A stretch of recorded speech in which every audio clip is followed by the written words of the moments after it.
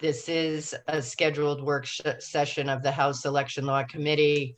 And before we get started, I'm going to ask everybody to join me in the pledge. I know in the room they have a flag there. I do. If you do, if you could please join me. I pledge allegiance to the flag of the United States of America and to the republic for which it stands, one nation, under God, indivisible, with liberty and justice for all. Thank you, everybody. All right. I am going to do the standard reading for an electronic meeting. This is a hybrid meeting, as has been noticed in the House calendar. We're asking that members who are using devices to please mute and turn off your sound to avoid feedback. Consider turning off your video if you intend to use the keyboard for taking notes. It's important for members to speak clearly with some volume. Soft voices may be heard, but hard to understand. And microphones in rooms pick up sound very well. Be careful about side conversations. I have an announcement about a lunch break, but I have no anticipation that we will need any information about a lunch break today. The sign-up sheet in regards to today's hearing stopped accepting. I don't even know that they did a sign-up sheet because this is noticed as a work session. We've already had sign-up sheets for these bills. You should all have a copy of them. As to today's meeting, as chair of the House Election Law Committee, I find that due to the state of emergency declared by the governor as a result of the COVID-19 pandemic, and in accordance with House Rule 67 and the governor's emergency order 12 pursuant to Executive Order 2020-04, this body is authorized to meet electronically. Today is a work session on bills referred to the committee and scheduled in the House calendar for today. An executive session will not be held today. Please note that there is no physical location for members of the public to observe and listen contemporaneously to this meeting. However, in accordance with the emergency order, I'm confirming that all members of the committee and select legislative staff have the ability to communicate contemporaneously during this meeting through the Zoom electronic meeting platform, and the public has access to contemporaneously listen, and if necessary, participating in this meeting by the Zoom platform or by telephone. All necessary access information has been made available in the House calendar and through the electronic calendar on the General Court website. The notice for this meeting complies with House Rules and RSA 91A. Anyone who has a problem accessing this meeting should call 271-3600 or email hcs@ledge.state.nh.us. In the event the public is unable to access this meeting, the meeting will be adjourned and rescheduled. And we will start this meeting by taking a roll call attendance. Representative McDonald has volunteered to step in for Natalie Wells, who is unavailable for today. And Representative Mooney has volunteered to be backup in case we have to switch roles. I'm not sure I see Representative Mooney here yet. There is a chance I have a fairly bad internet connection where I am. So if I have to drop off, Representative McDonald will be taking over the meeting. So with that, Representative McDonald, if you could do a roll call for me, that would be terrific. Can everyone hear me? Yes. Mm-hmm. Yep. Thanks. Yep. Great, thanks. Representative Bergeron.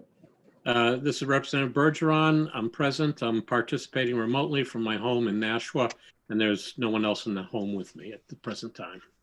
Thank you. Representative Barry. I am present at my home in Manchester, and as per usual, I am alone and probably will be joined by my cats at some point. Thank you. Representative Cote. I'm here in Nashua and I'm alone. Thank you. Representative Freitas. I am here in Manchester, New Hampshire, and I'm alone in my home. Good morning. Good morning. Thank you. Good morning. Representative Griffin. Good morning. I am participating remotely. I'm in South Carolina. There is no one with two legs with me right now. Thank you. Representative Groen. I am present in my office at work. No one else is in the room. Thank you. Representative Hamlet. I am present. I am in my home in Portsmouth, and there's another family member in the house. Thank you. Representative Hamer. I'm present in my home in Manchester and just four-legged animals with me. Thank you. Representative Hayward. I'm present here in Concord. Thank you. Representative Lane. Representative I Lane. believe she's going to be, she had something else. She had something else today. Okay, so she is absent, okay. Representative McDonald, I am here in the committee room in Concord. Representative Mooney. Here in the LOB committee room in Concord. Thank you. Representative Muirhead. I'm in Hanover, New Hampshire in a room by myself in a house with other people working. Thank you. Representative Prudhomme O'Brien. We heard from her this She morning. might be calling in by phone. I'm not. Okay. If she might be calling in by phone, she's going to be limited participation. Okay, thank you. Representative Paley. I'm here in my home in Ringe, my home office, by myself. Thank you. Representative Sandler. You're muted, Representative Sandler.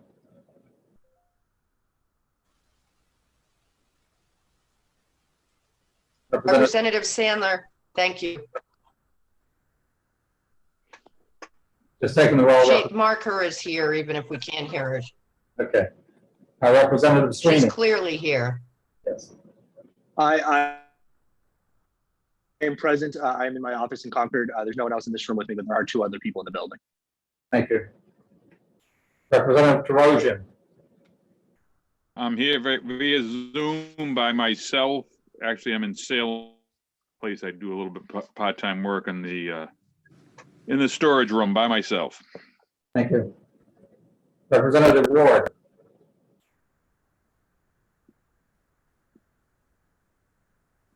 Representative Ward. I don't think no, I don't expect to see Representative Ward. Okay, thank you. And Representative Wells, we know is absent. We have team present, Madam Chairman, and it looks like former President George W. Bush might be in the room with Representative Sweeney. Can we check on that?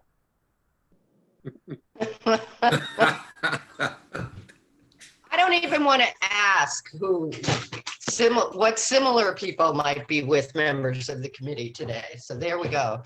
I can say President Reagan is in the room. Thank you. With me. Yeah, let's not go down this path, folks. All right. So I want to thank you all for attending. I noticed this for a work session, primarily because we have experienced, at least for my memory in election law, that are an introduction to omnibus bills.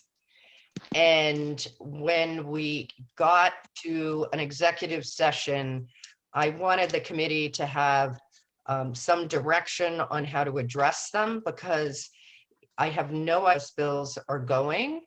I have my own personal opinion on where they should go, but that is not going to affect how the committee goes forward.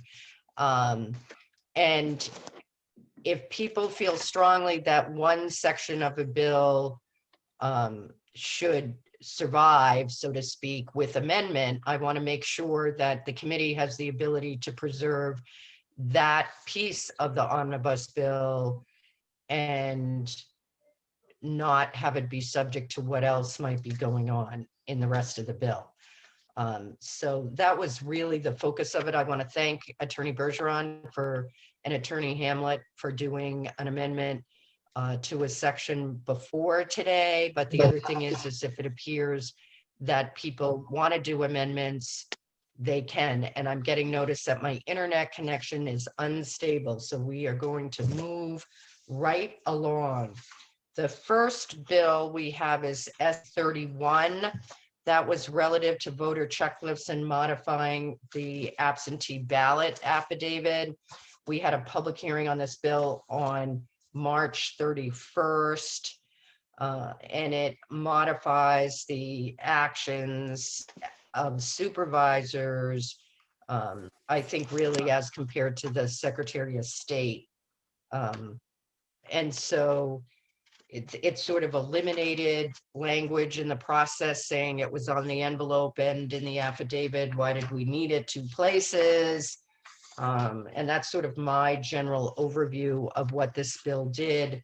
I have a couple of sections noted where people had specific questions. So I guess I would just like to open this up to committee members to see if they had any particular comments or things about this bill that they liked or didn't like. Don't all speak at once. Well, Yes, Madam Chairman, Representative Haywood wants to say something. Thank you. Representative Haywood, go ahead. Thank you, Madam Chair. On the page, there is line 12 through 14, an attempt to try and bring the emergency orders into this into the RSA. In the current law, the first part of line 12, I am unable to vote in person due to disability. It's actually not new. That shouldn't be highlighted. That is what it says in the RSA. It's also what it says. All right, Representative Hayward. Representative Hayward, are we on HB 31, SB 31? 31, yes. Page 3. Okay, can you tell me, Mike? Okay, thank you. I was on the wrong page. Thank you. My internet was bad. Sorry. Go ahead. I would suggest that we strike from the second sentence in that line. The disability includes medical conditions.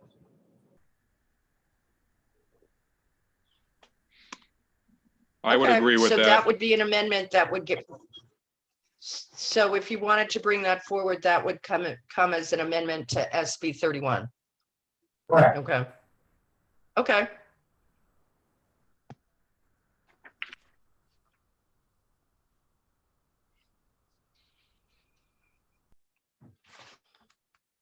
All right. Anybody else have any comments on SB 31 or questions in regards to the impact or what it was trying to do? Madam Chair. Oh, I'm sorry. Representative Bergeron, you had your hand up. Thank you. Go ahead. Thank you. And it'll be quick. In your introduction, you had mentioned that some members of the committee had mentioned why is certain language appearing in 2 statutes. I happen to be the one that raised the question on page 1, lines 8 through 10. Why was that included in RSA 654:45 addresses the same thing. And frankly, I don't have a strong opinion one way or the other, whether that language is duplicated here as well or not. So I don't think it's really an issue in my opinion on that section. All right, thank you. I did have the note. I didn't have your name. I also had that somebody concluded it at least doesn't conflict with the other statute. Is that correct? That's correct. And actually it may clarify on line 9, it says supervisors shall enter the data, whereas RSA 654:45 says that the voter registration form shall include the data. So maybe in some ways it actually helps clarify what the roles of the supervisor should be.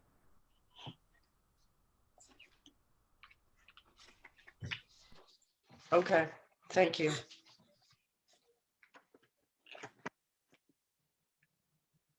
All right.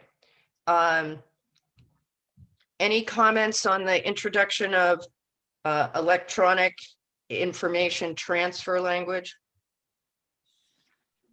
On line 22, page 1, that generated some discussion.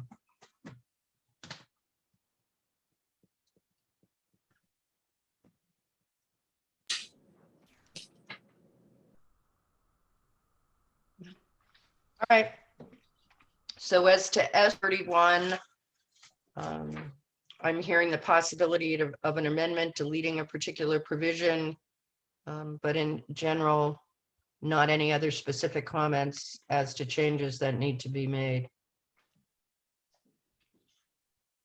Anybody objects to that conclusion? All right, we're going to move on to then SB 46.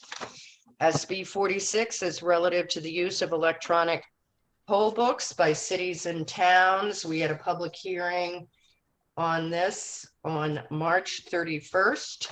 There was a fair amount of discussion on this bill. I'm not particularly sure I saw anything in regards to changes, but let me open it up to committee members in regards to the language on this bill and what it's proposing to do. Just to recap, there's a trial program now. It's basically bringing it into the ability to do it on a regular basis. I heard somebody in election in the LOB. No, I was getting ready to say something, Madam Chair. It's Peter Terosian. I got bumped off here. Representative Terosian, go. Yeah, I got weakened in that too. I know when we heard testimony on that part of that bill, the Secretary of State's office was concerned with the time frame of implementing this at this time.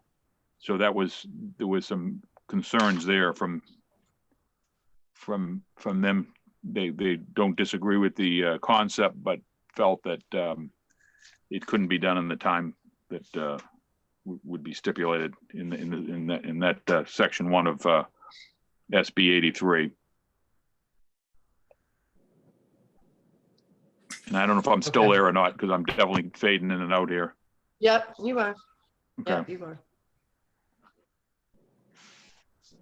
Well, I would just note that if there's any consideration of change of the effective date, the date of the repeal should probably also be changed, because you would want the trial program to be able to remain in effect for those communities that want to do it.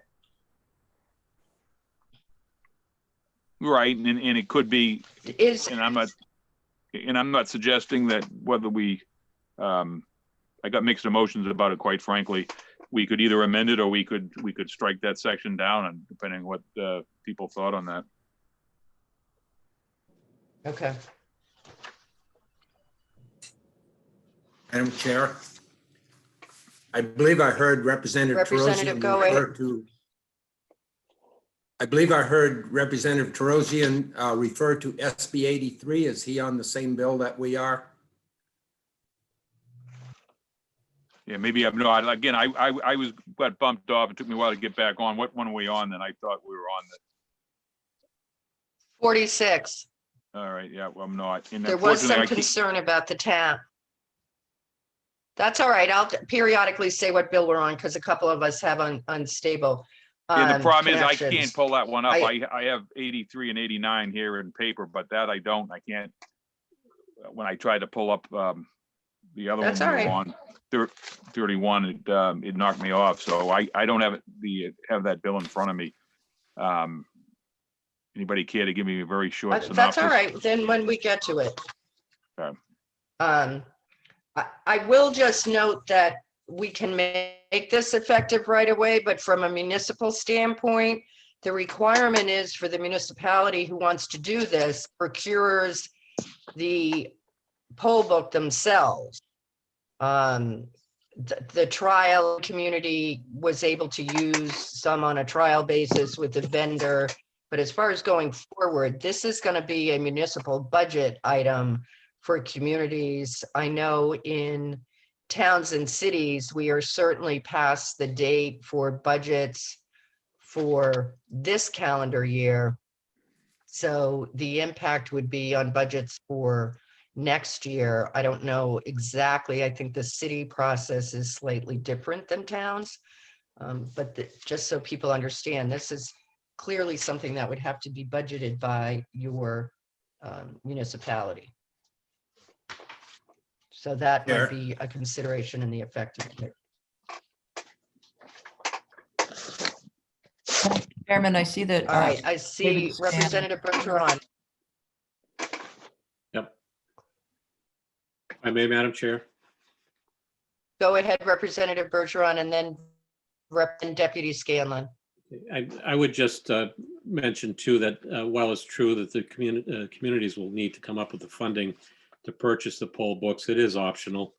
Some of the larger communities, the large towns, large cities may embrace the idea. Some of the smaller communities may not, but it's a budget consideration that they will deal with in future years. Thank you for that reminder. Deputy Scanlon. Thank you, Madam Chair. I just wanted to add a little clarity. This office is fine with the time frame in Senate Bill 46. Representative Terosian mentioned Senate Bill 83, and he is correct that that section of that bill, we were concerned about the effect of that. As far as SB 46 goes, we are okay with it. Thank you.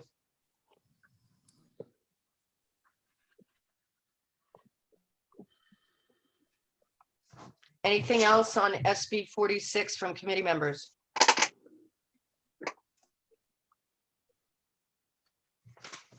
I'm not seeing any. So we'll move on to SB 54. This is relative to the absentee ballot application for. Again, this was another public hearing that occurred on March 31st. And it's a requirement that absentee ballot applications include some identity information.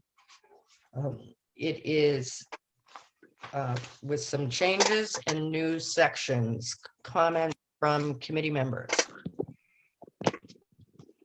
Representative Bergeron. Thank you, Madam Chair. I polled the city clerks because I wanted to find out how many city clerks did not have access to the DMV database, because in a lot of the cities, motor vehicle registration is handled by tax collectors or finance directors. Nashua, Portsmouth, Manchester, Berlin, and Rochester all said they don't have access to DMV information. But the clerks in Claremont and Laconia also pointed out to me that while they process motor vehicle registrations, they don't have access to the driver's license or non-driver's license ID number.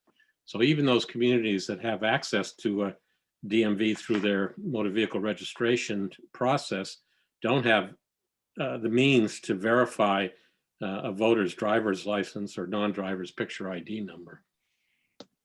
The other piece is that Senator Gray, the sponsor, had talked about the possibility of maybe a clerk verifying a voter's identity using the Vital Records database. And there is a search fee involved with that. Anytime the clerk logs in and does a search for a vital record, the state charges $8 for that search. And that's passed on to the citizen who's at the counter asking for a birth certificate, for example, and it's assessed whether or not the record is found. So if that were to be a means whereby a clerk would have to verify a person's identity, then the voter registration database needs to be amended or revised or recoded so that there's no fee associated with accessing that database. I just wanted to share that information with the committee. Thank you, Representative Bergeron, for looking into that further for the committee. Representative Barry. Actually, I think Representative Bergeron hit on the, with his last statement, hit on the point that I agree with, which is that if we do implement something like this, we can't create a new burden on the towns. I'm not too familiar with this database, to be upfront, and how they charge this $8 fee. Knowing kind of how databases work, it seems like it's probably not necessary for them to do that here, but that was a little beyond my scope. But like I said, Representative Bergeron kind of hit my point for me. So.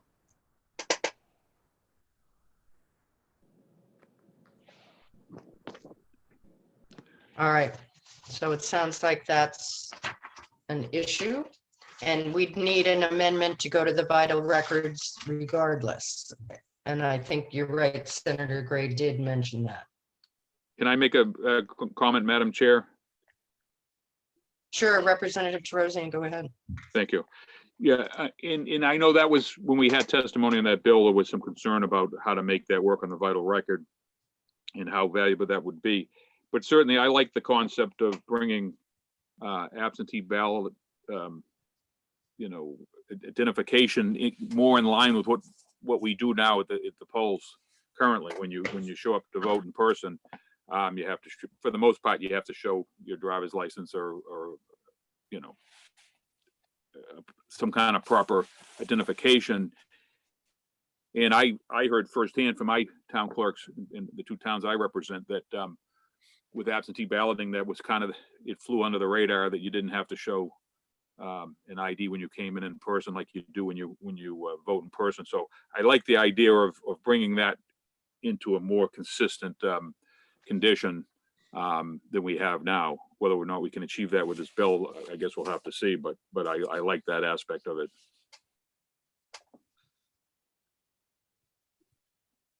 Madam Chair. Further comments? I know that Representative Groen. Could we also amend to allow the clerks access to the DMV records for purposes of the absentee ballots and voter checklist? Wouldn't see why we couldn't. My guess is Representative Cote might have more experience, or Representative Bergeron, with this issue, but my guess is, and this is a guess at this point, that we would also need to amend a statute relating to DMV and their records and their database. Yes, Madam Chair. Because we would be allowing it on one end, but not authorizing DMV. Representative Cote. I said I was confirming that you were correct, and there are other reasons it might not be advisable as well.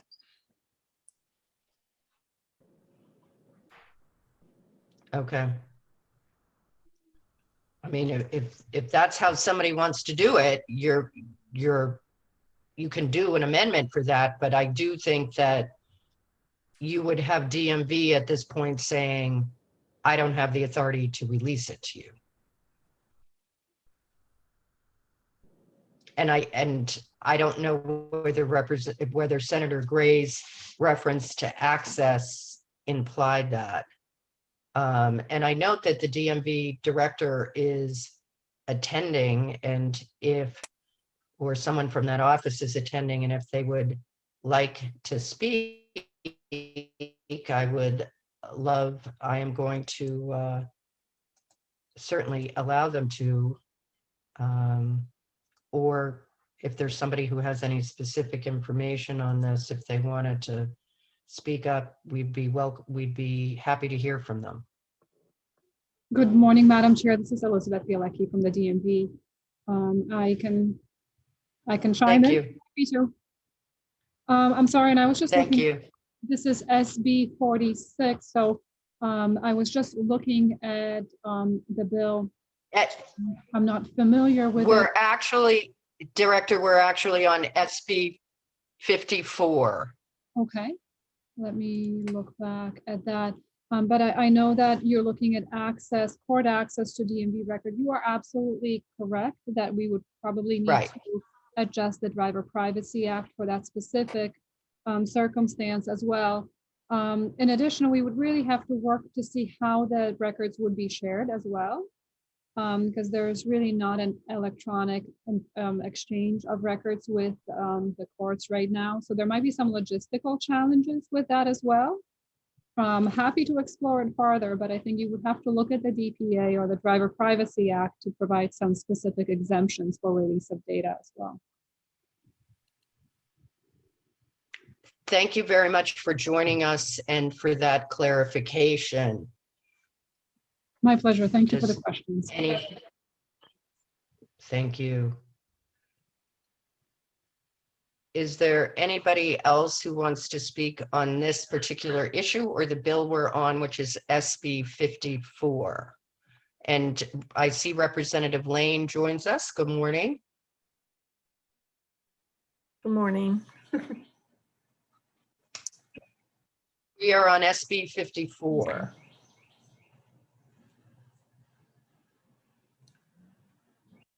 Anybody else on SB 54?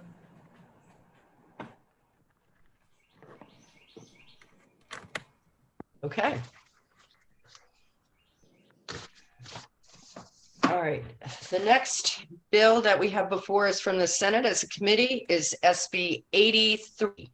SB 83 is adoption of omnibus legislation relative to elections. The public hearing on this bill was April 23rd. There are 5 sections to the bill, clarifying the circumstances of disqualification from performing duties as an election official, relative to the establishment of an election information portal. The 3rd section is relative to recount fees. The 4th section is relative to statements filed by political candidates and committees. And the 5th one is providing for optional town meeting procedures. I had some anticipation that this bill and SB 89 might have very specific comments as to different parts, and because they're not related, this is really one of the primary purposes of the work session, is to sort of figure out what might be happening with these bills. So if we can, I would like to proceed by part, since they are so independent. So taking a look at SB 83 Part 1, this has to do with sort of a statute that apparently has had a few amendments in regards to who can actually handle ballots. And the moderator seems to be the word of import in this particular section. Representative Terosian. Thank you, Madam Chair. I like the idea and concept because most of us in our districts have probably at one point or another had a moderator who's also running for, a state position, say, a House seat. And certainly their ability to have, and I know this bill doesn't address this portion, it has to do with when they're counting votes, but we have to follow very specific rules on being so far away from the voters when we're campaigning. But if you're a moderator, you get to be right there in the thick of things. So conceptually, I like the idea. However, there's a problem with this, and we heard that in testimony, that the moderator has specific duties that are outlined in the Constitution that would be a problem if we were past this Part 1, because I'm not so sure he can delegate. This would require him to delegate, and I'm not so sure that is allowed under the way that statute is written. I'd be interested to know what other people think on that. Representative Bergeron, I know you don't have your hand up, but I know you're very familiar with this statute. Yes. And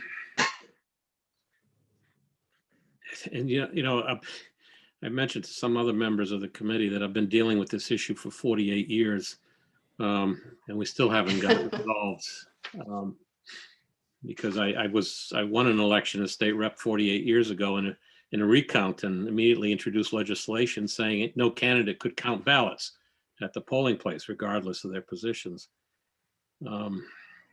What I was looking at when I raised it is that the second part, Article 32 of the Constitution, says that the procedure shall be governed by a moderator who shall sort and count the said votes. That's their constitutional authority and directive. I do think the moderator can appoint an assistant moderator to work in his stead. One of the things that concerns me, though, is this law is also saying that they can't be in the area designated for the handling of marked ballots for the counting of votes, which currently kind of means everything within the guardrail. And so you're throwing the moderator outside of the guardrail during the counting and the closing of the polls, essentially. And that's a concern. I don't know how to address it. So I share some of the concerns of Representative Terosian. There is some kind of conflict here, and how best to resolve it, I frankly don't have an answer.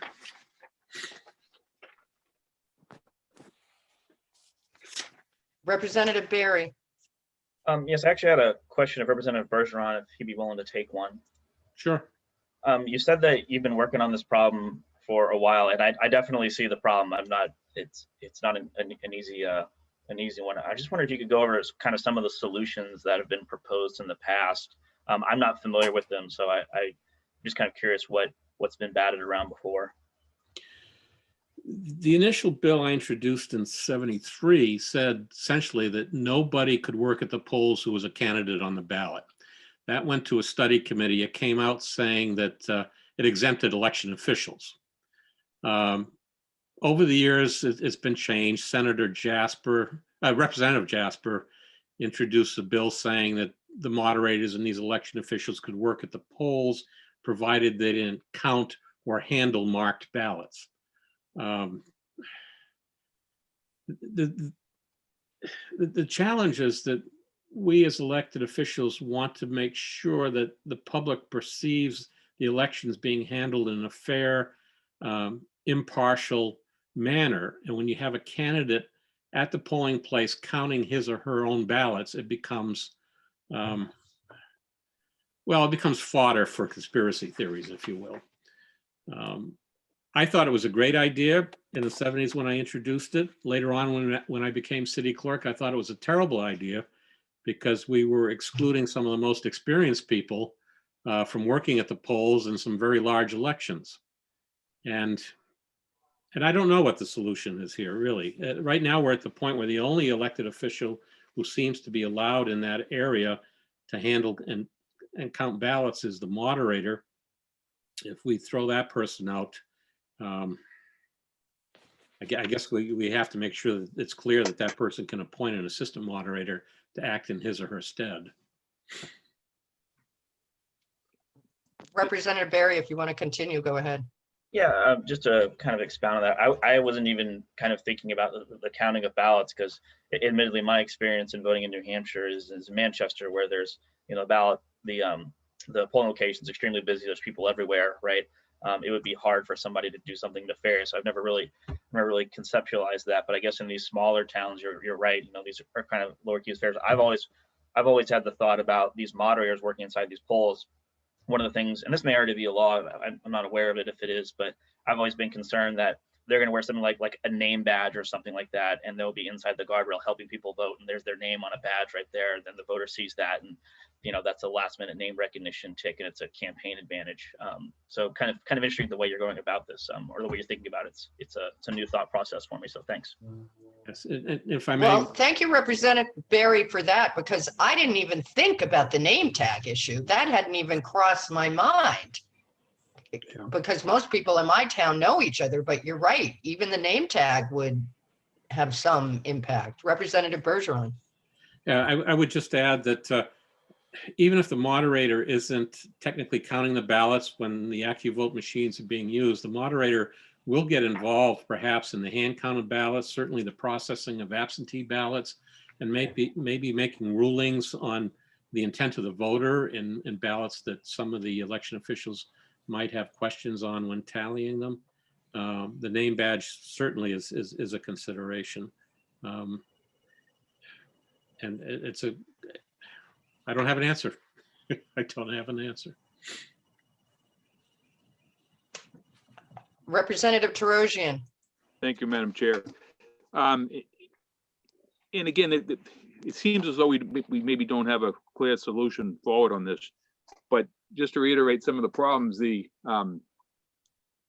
a town election, any selectmen that are up for re-election or anybody that's running would have to be up for re-election. They're not allowed to in our town, I don't know if this happens everywhere, to participate in work a shift during the polls when they were on the ballot. So it seems to, and that's for a good reason. So it seems like we should carry it a step further with the moderator. However, in my district, in one of my towns, both the moderator and the assistant moderator are both current state reps. So if you said, okay, the moderator can't do it, well, the assistant moderator is also a rep. So, it's problematic. I too would like to find a way forward on this, but I don't know that this part one of SB 83 is the answer. Representative Muirhead. As I listened to more experienced, committee members discuss this, I guess my takeaway is that there's a benefit to excluding moderators. It eliminates a conflict of interest, it eliminates an unfair advantage, and maybe most important, it eliminates the perception of an unfair advantage. But there's also a cost in that a lot of moderators who also happen to be maybe candidates for state rep are among the most experienced election officials that towns have. And so we're just weighing this benefit and the cost, and I'm trying to get my mind around, how big a cost that is. And anyone who can speak to that, I'd be grateful to hear from. Are there a lot of state reps who are moderators? Are there a lot of towns that would suffer if we disallowed state reps / moderators from participating in the administration of an election? How big is this cost? And I know no one may be able to answer it, but that's what I'm trying to wrap my mind around as I'm weighing the cost and the benefit. I see that Deputy Scanlon is still online with us, and I guess if he would be willing, I'd like him to answer as to your office. How often has this issue been raised by members of the public with concern for the issues you're hearing us discuss? Madam Chair, every election we hear from voters about local election officials working the polls, sometimes when they're running for the same office, but certainly when they're running for an office other than an election official. And,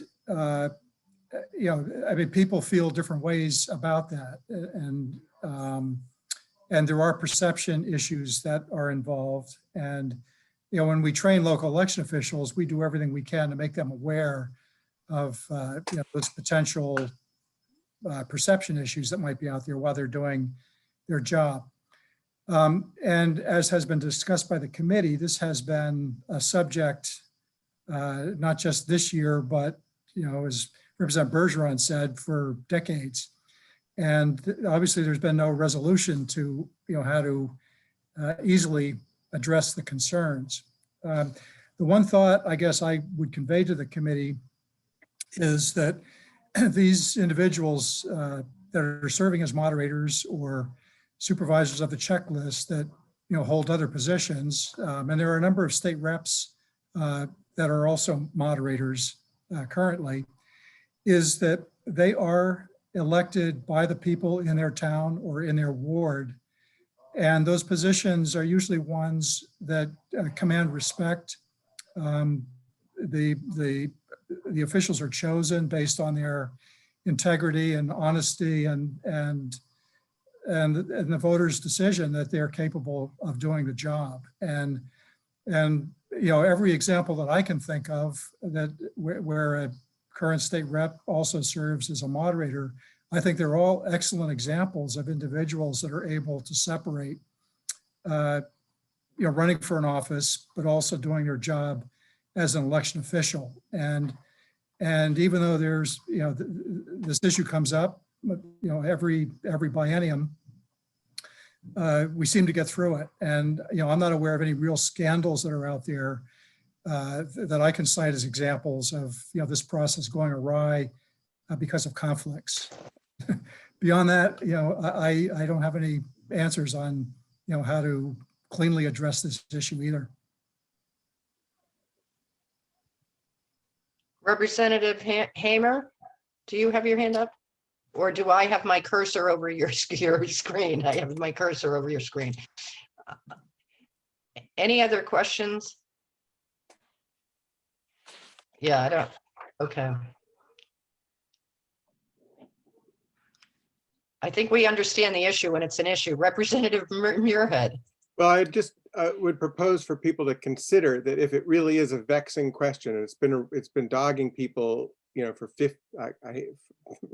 our esteemed colleague Representative Bergeron for 5 decades, maybe rather than pass the bill in its current state, we should take this one part of it and study it just a little bit longer and get a sense of how many people are talking about, how many towns to be affected, and and just get a more precise understanding of what the effects of this would be for towns in the state. And I'm not sure that's the right course. I'm just tossing it out there.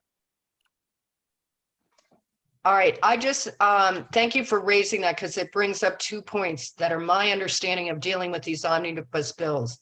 Just so you know, we cannot separate the parts out. They remain in the final vote on what will be SB 83, now amended by the Senate, possibly amended by the House. So if you're considering, say, part 1 is a study, it needs to be contained an amendment within the bill and cannot be retained or dealt with separately. It is part of the whole package, which is part of why I wanted to have this work session so that people understood when amendments come forward, you're dealing with that part, and you can make a motion to amend the bill to delete a part. So you understand that's valid. So you can delete, amend, or leave a part in. We can't create a new bill. Representative Cote. Thank you, Madam Chair. I just wanted to say you've had a good historical overview of the current state of the situation regarding this question, which has been a question, as Representative Bergeron pointed out, for longer than I've been around. I've always been one that's come down on the side of, that you have to pick your poison in terms of, you either want to run for state rep or you want to do moderator. I concede that Representative Bergeron and others have raised significant question about the utility of that in these circumstances. But obviously, if this were not a live issue, it wouldn't be here. But the only thing I could say about it is I have no answers any more than anyone else has. However, at some point you have to fish or cut bait, as my grandfather used to say. Thank you. Thank you. All right, any other committee comments on part 1? Madam Chair? We are on SB 83, Representative Groen. Yeah, regarding Representative Murhead's suggestion, could there be an amendment just to make section 1 a study instead of making the actual changes? It can, but I think my reply is, how many times do you study an issue? It sounds like this has been studied, maybe not by virtue of a formal separate committee, but it's certainly been discussed a lot. And I think Representative Cote makes a valid point. Maybe some people just have to make a decision. I know in my community, the moderator has always just been the moderator. And we've had about 3 moderators since the beginning of time. And maybe that has something to do with how that election goes and that he's handling ballots. In my community, once you become moderator, you're there till you don't want to run anymore or God has other plans for you. So, and I know a lot of the communities around me are like that. So, committee members can bring what amendments they want forward, but I just want everybody to understand what the implications are. Representative Terosian, further comment? Yeah, thank you, Madam Chair.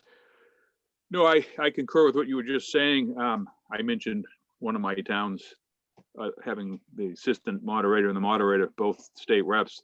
In my town, my current moderator was a state rep, but he takes very seriously his job as moderator to be completely impartial, to the point where he was a registered Republican. He no longer associates with a party. He goes out of his way to make sure there's no indication or potential for there to be a conflict of interest. And so certainly, people make that choice. Maybe that's the solution with a future legislation, to come up with a way to maybe perhaps have that kind of restriction. But it's getting back to part 1. It seems to me the best thing we could do with that is to ITL that portion of the bill in its current form. It's just my opinion at this point. All right, I assume you're talking about part 1 of Representative Freitas. Yeah, okay. It's been my experience that the experience of the moderator is what keeps this election running smoothly and legally. And I think it's rare. I don't know. No, somebody said there were 2 representatives that are. In my ward, I would prefer that to be what it is, that the moderator who is running for another position cannot touch. In fact, that happens. I cannot touch the ballots when they're counting them. So this, I would leave it as it is. Thank you. Are you disclosing that you're a moderator? No, I'm not a moderator. I don't think I want to be one. Okay. No, when I, and because we have one that is so good, it's so experienced, why would I want to lose that because he's running for something? And how many days does the moderator serve in that role as compared to a representative? I just need a good moderator, and I have one, not me. All right, well, so anything we pass will be except for the good moderator in Representative Friedrich's district. All right, anything else on part 1? All right, part 2 of SB 83 is in regards to the establishment of an election information portal. There were a fair amount of discussion on this. There was some question as to whether or not there should have been a fiscal note associated with it. The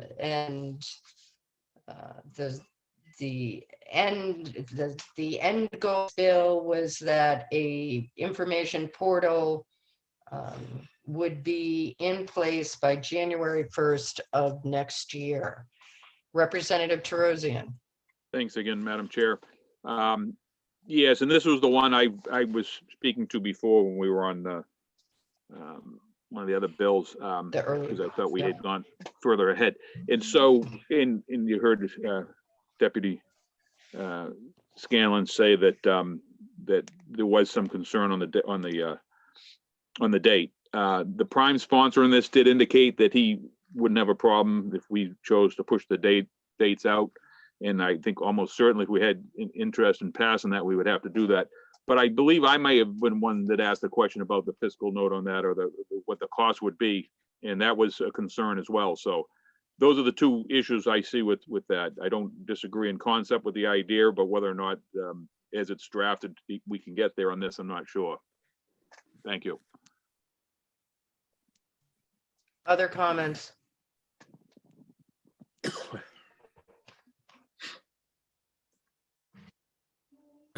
Madam Chair. Representative Terosian, did you want to add something? No, I was trying to, I tried to lower my hand. I might have hit it twice.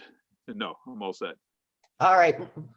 Representative Groen, did you have something? Yeah, could Deputy Scanlon comment on what an appropriate date would be? He could. The question is, will he? Deputy Scanlon. Thank you, Madam Chair. I think that it is too optimistic to think that we might have a portal like this in place for the 22 election cycle, but it's something that I think is certainly doable for 2024. So, if that's the time frame that the committee would want to look at, I think that's certainly something that we could make happen. Further questions from committee members? Deputy Scanlon, I guess I have a question for you. There was some question about whether who would actually be doing this. At least in my mind, I have some notes to that effect. This directs that your office with the Department of Information Technology there's some financial implications of this, I would presume. And was there some other department that maybe should have or would be involved in this, as I recall? Deputy Scanlon. Technology. The language in the bill suggest that we work with the Department of Information Technology when we're designing the portal. And, that's something we'd certainly be happy to do.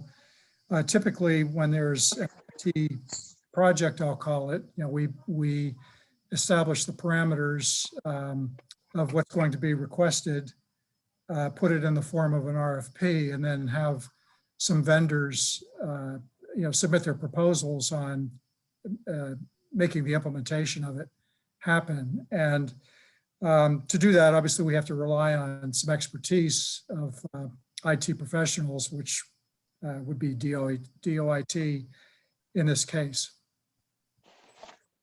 And that leads then to the question of the fiscal note. Once we do that, we get bids in, we have a better handle of how much this is actually going to cost based on what we want the portal to do. Does anybody know whether the current General House website has what we would consider a true portal on it? Because from what I know, these are pretty much static pages that provide links to documents or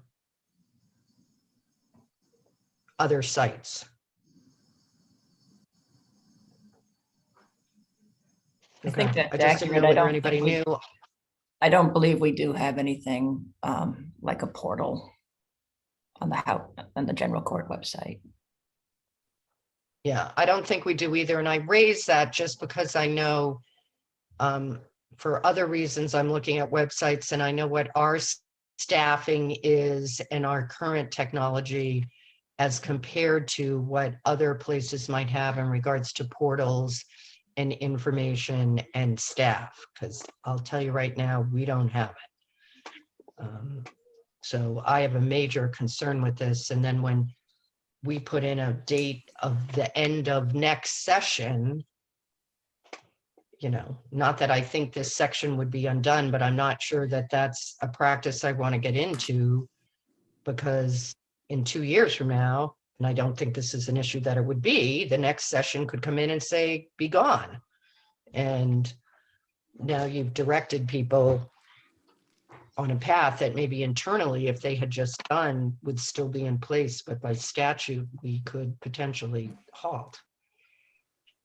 Any other comments on this section? All right. Well, it sounds like there's not general opposition to it, but there is some general about the implementation and the date. Okay. Section 3 of SB 83, or Part 3, has to do with recount fees. It's pretty straightforward. It was presented by Senator Gray. Questions or comments?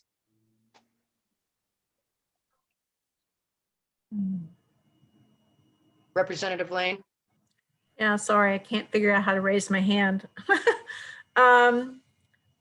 My comment was, and maybe it's just, it's going to cost a senator more to do a recount than they're going to make during their term, and it's going to count, and it's going to cost state rep almost the same amount. I don't know, it just kind of hit me wrong, but I guess that's the price of it. Just seems, I don't know, odd. Are you talking about section 3 with the state senator and state representative? Yes, yeah. Section 3 and section 4. But, and I was just, it just seemed incongruent. I mean, we're basically public servants. We're making $100 a year. It just, I don't know, seemed odd, but.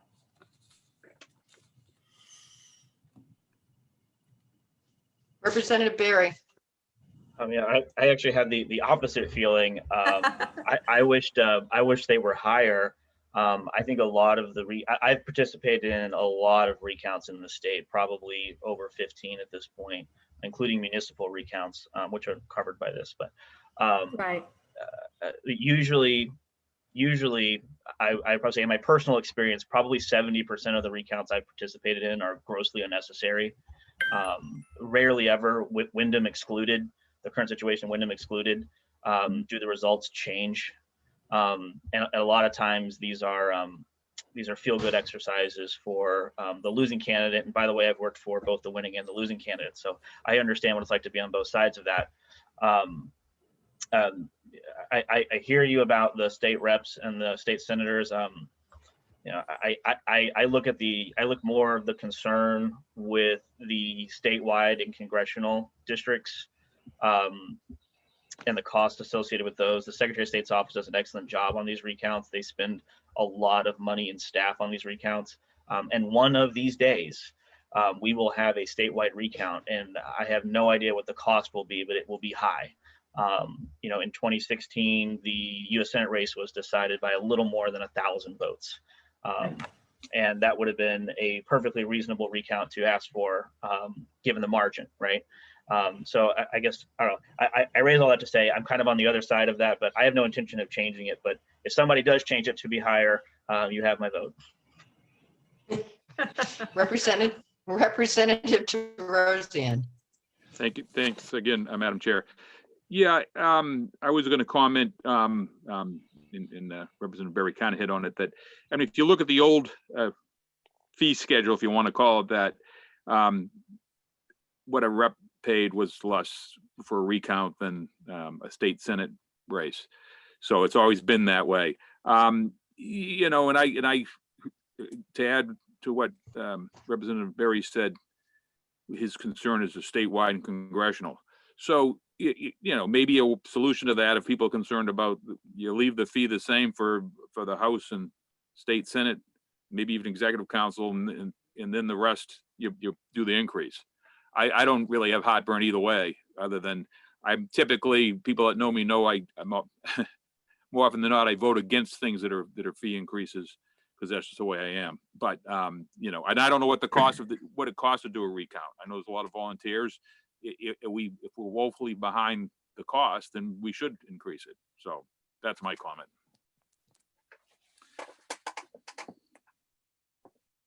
Again, this was another section of the bill that there was no fiscal note. We're already doing it, so I'm assuming the response would have been no discernible change. Representative Groen. Thank you, Madam Chair. I agree with Representative Berry on this. I think even with the raised fees, I'm sure that even with the increased fees, it comes nowhere near the cost of the recount. The point here, it seems, is to the greater the margin, the higher the cost, to discourage people from doing asking for a recount if there's a larger margin. And I think the numbers are very reasonable. With the state rep candidate, I agree that it's a low paid position, but I can't imagine very many state reps spending less than 10 or 20 times these amounts on their campaign. So I don't think the amount, if they really want to recount, would prevent them from doing it, but it would help to discourage spurious recounts. Representative Berry. I mean, I just wanted to add one more point about the state rep recount. Not all state rep recounts are created equal. Some districts are heads up. You know, we're talking about less than 1,000 voters, maybe 1,200 voters. In my district, I have one of the largest flotorial seats in terms of population in the state. I've got about, I think, 18,000 registered voters. So those recounts are different. A recount in Derry, where I believe there's over 8 reps in Derry now. Those multi-candidate recounts get really, really labor intensive, because you're having to count. You're not just recounting the last winner and the first loser, right? You're recounting everything in there. So those state rep recounts can be a little sneaky.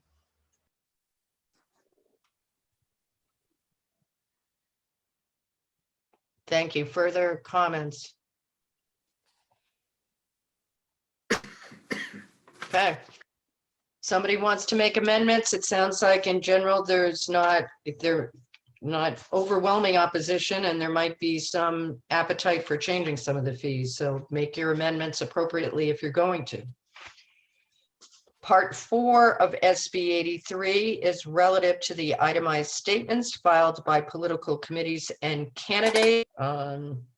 This had to do with standardizing the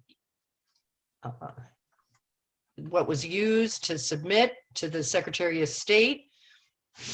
And Ross Berry was close to my heart on this in regards to saying that even font size 8 was not big enough. It should be 12.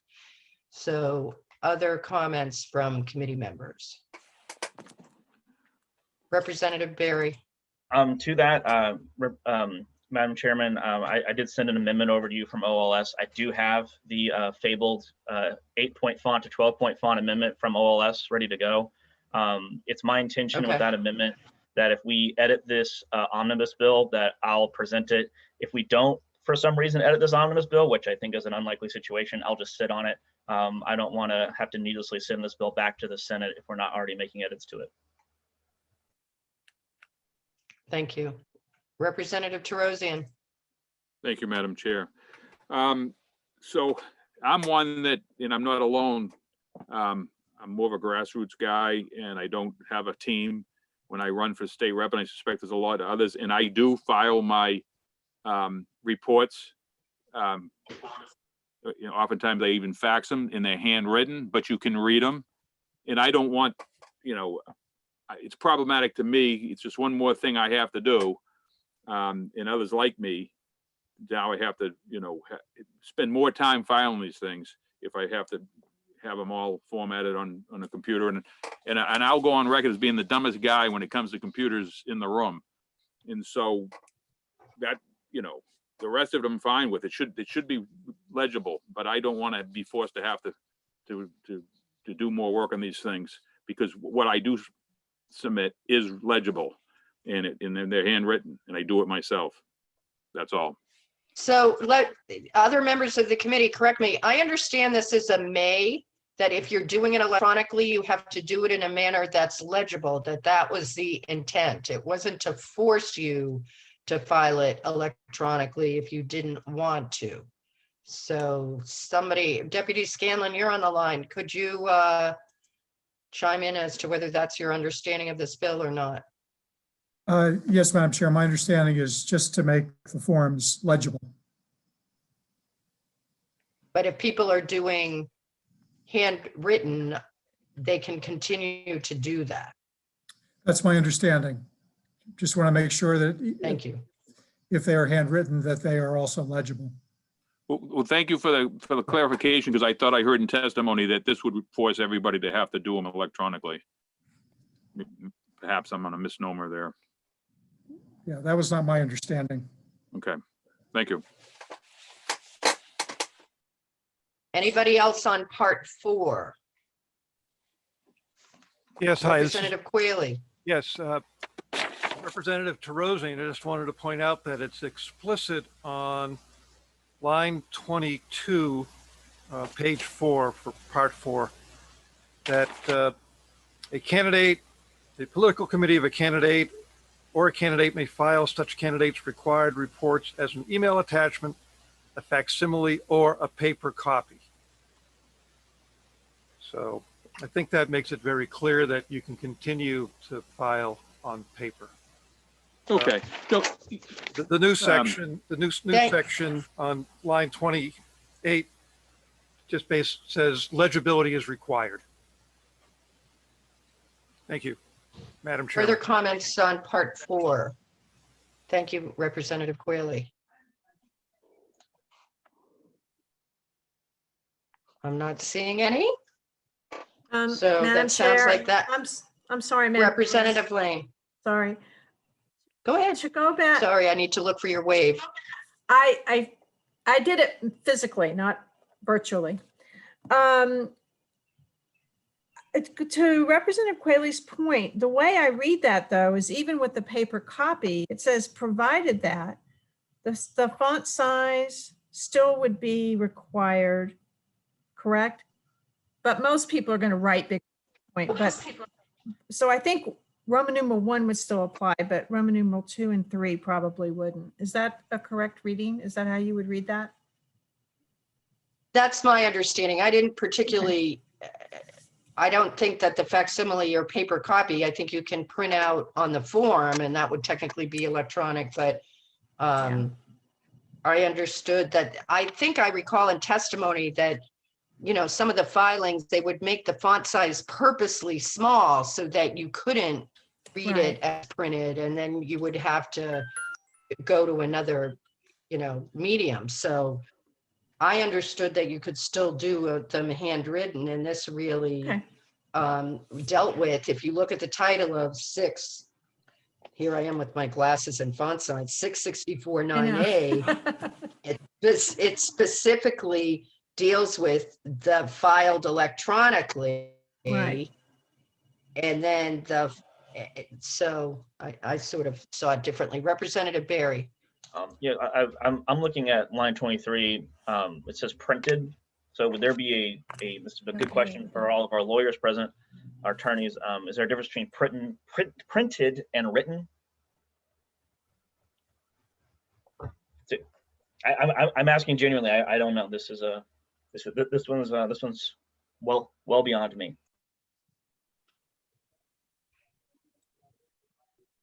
I don't know. There probably is. Anybody I else just want don't to know what it is. If somebody can handwrite in 8-point font, that's, you know what, at that point, they should be able to send it in. Yeah. Well, I would assume that written refers to graphologically and printed refers to printed. That would be my belief, but you know, I've been wrong before. It also says on line 31 that the candidate shall be responsible for ensuring the report is legible. Yeah. And it gives the Secretary of State or Attorney General's office, to me, the discretion to inform the candidate if it is not legible. Yeah. Right. This gives them a little teeth. Yeah. I think reasonable people get know when something is legible or not.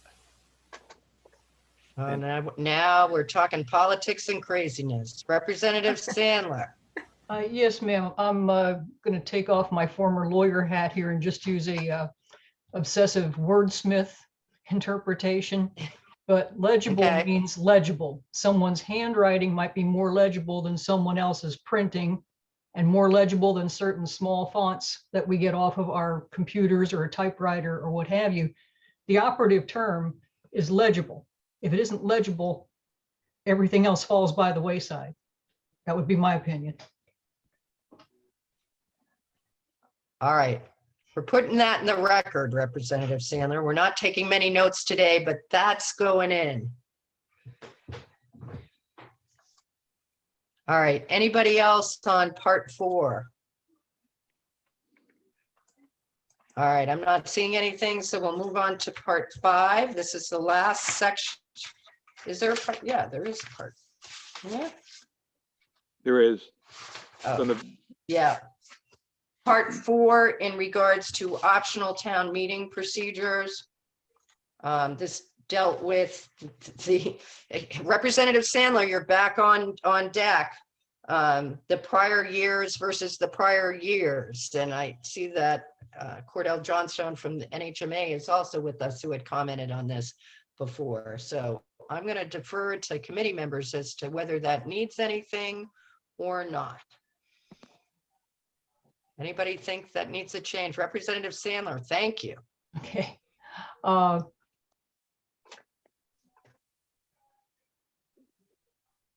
You're muted, Representative Sandler. I need you to unmute, Representative Sandler. Great, thank you. Now you're on. Thank you. Was the question whether we were talking about, are we still on the legibility of this? No. We're on the next section, which had to do with the issue of a community being able to expend funds before that fiscal year's budget is approved. And it's supposed to be at a level that is considered to be reasonable in light of prior year's budgets.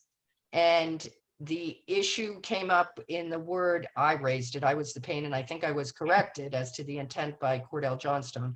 In regards to years on line 5, year apostrophe s as compared to years with the plural apostrophe. Okay. Years would be the plural. You're right. If it's being compared to a series of 2 or 4 or 8 or however many previous years, you would probably want to go back to those years and determine what percentage of the votes were affected by it.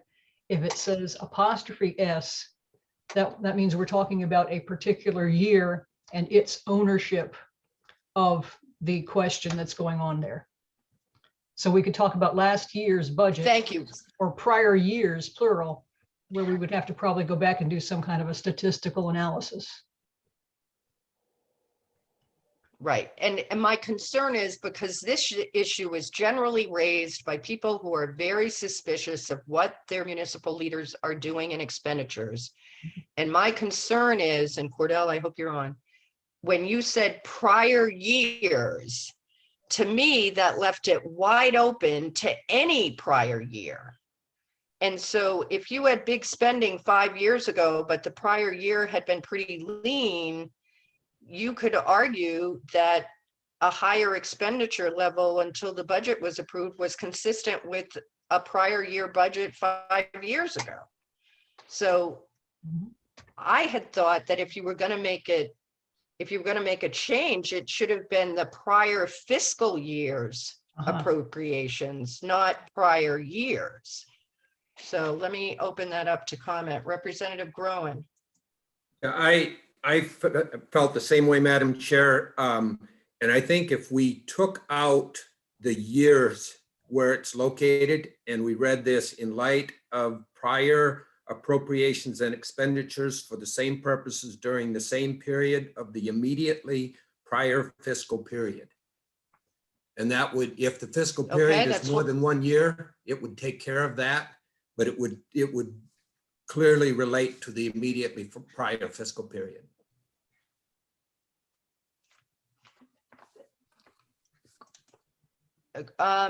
I see that Mr. Johnstone from the Municipal Association is with us. I've asked him if he can unmute. If you want to comment, please. Yeah, hi, and thank you for inviting me. My point is simply that the language ought to be clarified. Because on line 5, it says, the current law says, in light of prior year apostrophe s. And you need, I think it needs to be clear that we're referring to just the last year, singular, or we're referring to a series of prior years, plural. And the way it's written right now, it's unclear because it says prior year apostrophe s. If you want to refer to just 1 year, you should say the prior year apostrophe s. If you want to refer to several, you should say prior years s apostrophe. So if you don't like changing year apostrophe s to years s apostrophe, then I think what you want to do is insert the word the before prior, in light of the prior year apostrophe s. So it's clear that you're just referring to last year. Would it, Cordell, if I could speak up and ask this question, school, in my town, my fiscal year corresponds to a calendar year. So there's no question about what you would be referring to for a year. Our school district encompasses 2 calendar years, but is 1 fiscal year. Makes sense to have the word fiscal associated with year as suggested by Representative Groen? I think it's fine to include the word fiscal. And in fact, the language that he suggested, I don't remember it exactly, but it sounded fine to me. My point is just simply clarify whether you're referring to 1 year, 1 fiscal year, or several fiscal years. And I don't think I have a strong opinion as to which it should be. It just ought to be clear one way or the other. So if you wanted to say in light of the prior fiscal year '(s), that would be, I think that would be fine. That would clarify it. Thank you. Representative Terosian. Thank you. I had a question for Mr. Johnson, if I may. So I guess one of the questions was, what was the intent? Just the prior year, or to be several prior years or years? That was number one. Number two, the beginning of the fiscal year, are there some towns or cities that start their fiscal year prior to January 1st? Yeah, there are. Most of the towns are on a calendar fiscal year, but there are a handful that have a July 1 to June 30 fiscal year. Okay, so as a follow-up, the idea, this is to address those towns that started their say the 2021 budget prior to January of 2021 then. That's the reason.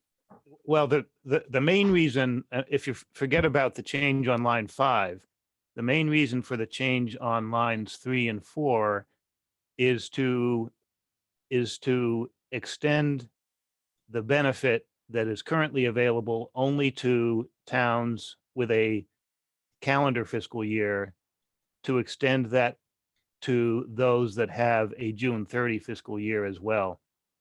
Because what happened last year, and it was very unusual, obviously, but because of the pandemic, there were some towns with a June 30 fiscal year that had to postpone their town meeting until July or August. So they were adopting their budget after the fiscal year begins, which they don't ordinarily do.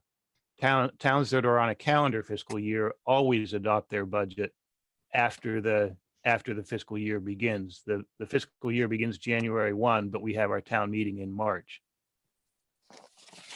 So Right. And the couple, so yeah, and the couple of towns that I can think of that have a meeting later than March have their fiscal year beginning July 1. Yes. So up until last year, this was not an issue. So this would clarify it. Correct. All right. Thank you. Thank you. Any other questions or comments? Madam Chair, I have a question just procedurally. Sure. So what happened in a town, and forgive me, I have never lived in a town, I've lived in a city. What would happen in a town where you did want to make a significant increase in a portion of the budget? How would you go about doing that? You need to do it as part of your budget. This is, so if Cordell, I'm jumping in here, correct me if I'm wrong. As a former selectman, I might have decide that I want to spend 10 times more than I did last year on my road plan. Okay. Everybody wants a new road, and I decide I ran on new roads. I'm going to give everybody a new road. My budget would have a huge increase in my public works budget for that plan. What this would mean is if the prior year I wasn't spending at 10 times the rate, right? I'm proposing the increase. I can only spend at the rate of the prior year until the voters go and approve the increase. And then whenever my meeting is, then I can go out and order my asphalt and spend at that rate. And if they don't approve it, I've kept myself at the prior year's level, so I'm not running into a budget disaster by doing a huge expenditure and then having the voters say, hey, we're not going to give you that increase. Thank you. Cordell, did I get that? Yes, that's right. If you want, basically, you need to be careful about your expenditures between January 1 and the town meeting, and as the law says, be consistent with the prior year's expenditures. If you want to increase something tenfold, you very well better wait until town meeting when the voters approve the budget, and then you can spend whatever they approve.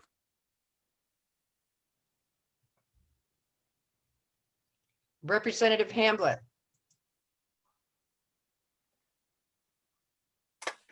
Thank you, Madam Chair. I also think it's important to put the word immediate in there if you're really referring to the immediate past year. Somebody else brought that up. I think Representative Sandler. Is that Right, not correct? with Right. years. So I'm hoping that Representative Groen has volunteered to do an amendment along the lines of the words that he suggested. I think it was he. I will volunteer to do Representative that amendment. Quayle. Okay, Representative Quayle. Thank you, Madam Chairman. I agree that clarification is really needed, and I think the introduction of the word fiscal is really important here. And it is needed for the towns that have their fiscal year begin July 1st. And I thought Representative Groen's amendment did a good job of clarifying. And it's important to clarify it because it needs to be clear. Otherwise, I'm also a former selectman. I did one term here in Ringe, and things need to be very clear, or the possibility for conflict and dissension rises very quickly. So this fix needs to be done. Thank you. All right, anybody else on part 5 of SB 83? Okay, I'm not seeing anything. So we're going to move on to the last bill for work session, the last Senate bill for consideration by this committee.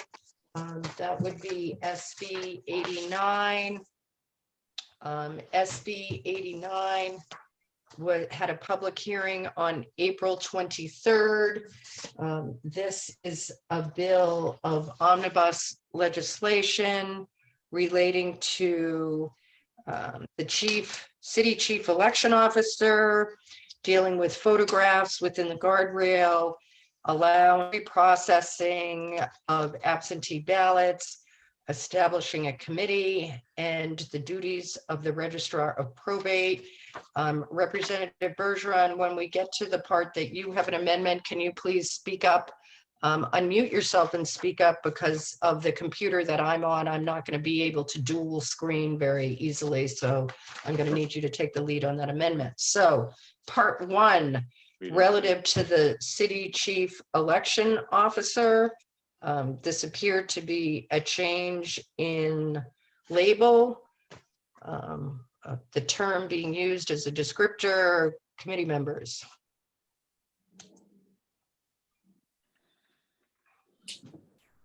Anybody? Okay, not seeing any. I'm going to move on to part 2 regarding taking of photographs within the guardrail.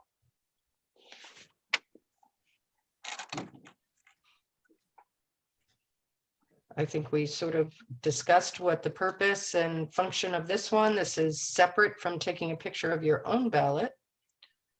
Any questions or comments?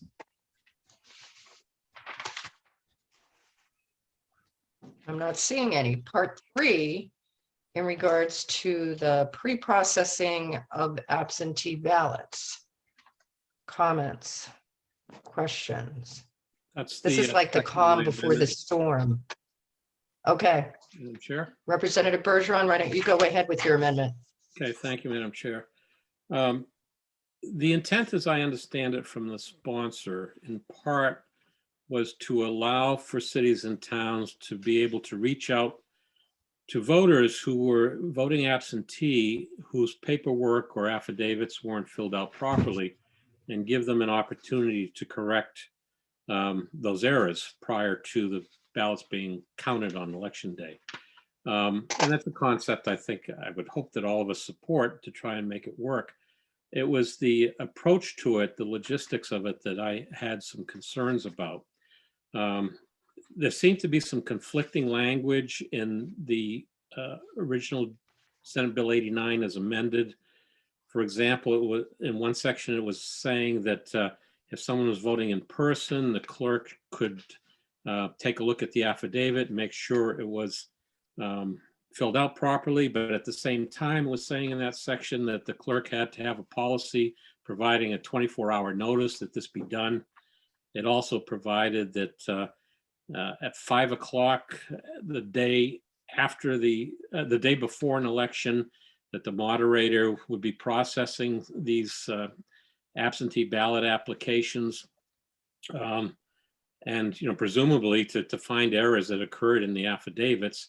And then the clerk would have to contact these people to try and correct the paperwork. Of course, the problem with that is the night before an election, the election officials are probably trying to set up their polling places. And, in practice, once the office is closed on that Monday night, there's no one going to be, even if the clerk can reach out to these people, there's not going to be anyone there to accept the correction.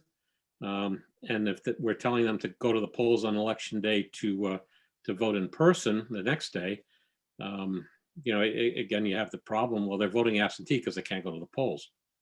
So the amendment that I was proposing kind of took a look at what we did during the COVID experiences last fall, which would allow the moderator to do the pre-processing on certain days after the checklist has been certified by the supervisors of the checklist.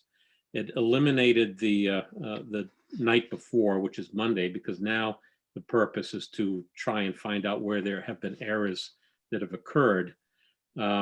It still directs the town or city clerk to try and reach out to these people to see if we can get their paperwork corrected. It also adds the word affidavit, envelope, and application, because sometimes it's not just the envelope that's a problem, it might be the application itself. So we're asking the moderator to look at both of those.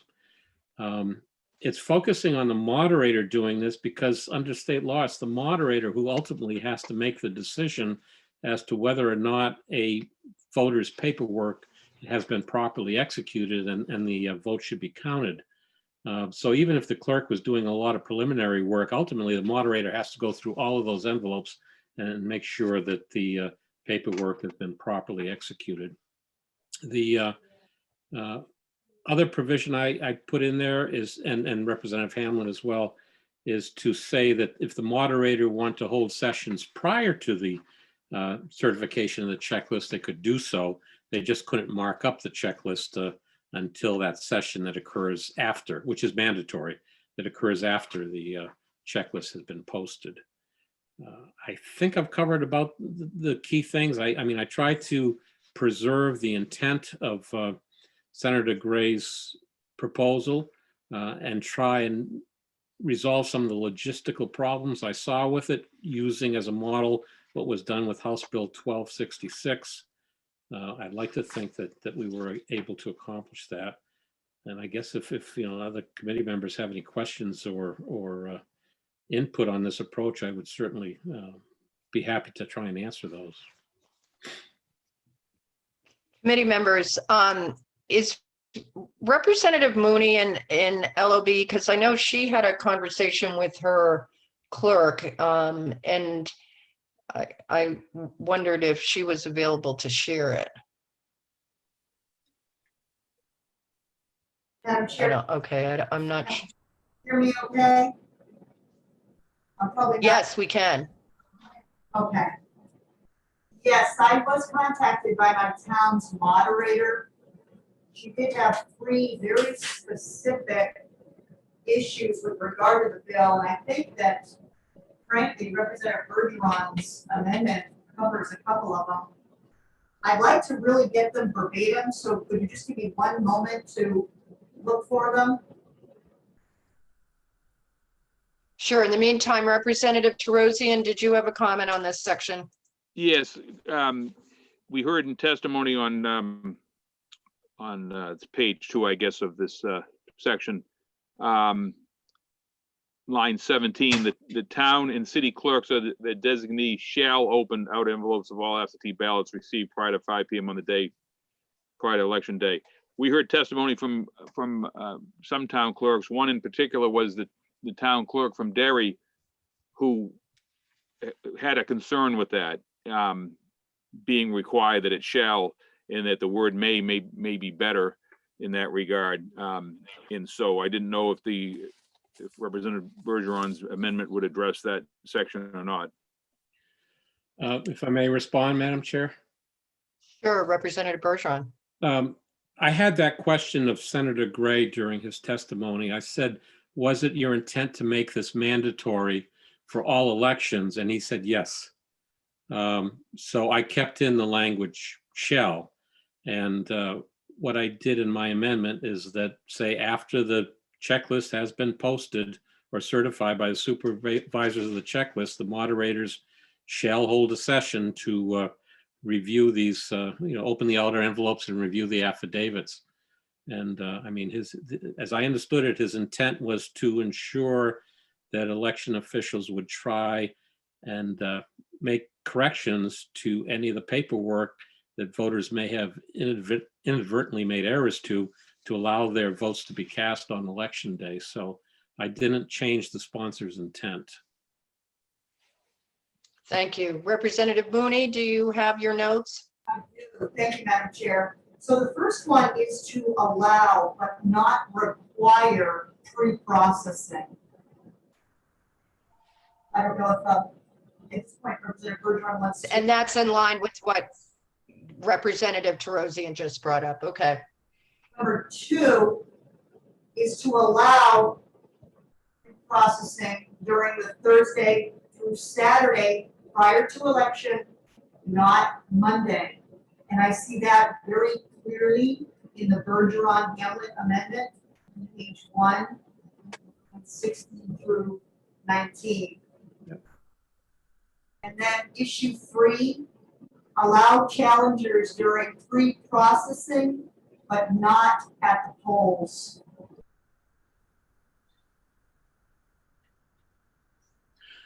Madam Chair, yeah, my amendment did not address the issue of challenging. Challenges occur actually at the polls as the voter's name is being announced. And that would continue to be the practice even with those absentee ballots that were pre-processed. Based on, again, what I think Senator Gray's intent was, I tried to preserve that intent in the amendment. Representative Bergeron, and I apologize for not being able to see your amendment. There was a comment during our public hearing on the second page of the bill of the part, page 3, I think, line 21, about the moderator shall then mark the checklist. And there was suggestion that that be changed to the moderator or the moderator's designee. Does anybody recall that or think it's material if this section of the bill is going to be changed? I think I did say throughout my amendment, the moderator or the moderator's designee. Okay, great. Certainly does in the pre-processing of absentee ballots. And if I may add, during the public hearing, one of the members of the committee asked, how many people are we really talking about in trying to reach out who may not have filled out the affidavits or the paperwork properly? My best guess based on experience is that that is less than half of 1% of the absentee ballots received. The real workload is the opening and the reviewing of all the absentee ballots, not necessarily contacting the voters who made errors.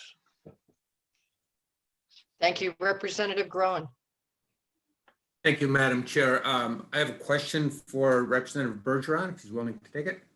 Sure, go ahead. Do I understand that your amendment would establish certain days and possibly times for the pre-processing as opposed to sort of an open notice process? Yes, the pre-processing, the mandatory session should not occur until the supervisors of the checklist have certified the checklist for use at the election. And that usually will occur 7 to 10 days before the date of the election. I looked at the dates, actually, the days selected for House Bill 1266, which was the COVID bill dealing with pre-processing of absentee ballots. It specifically said Thursday, Friday, Saturday, or Monday.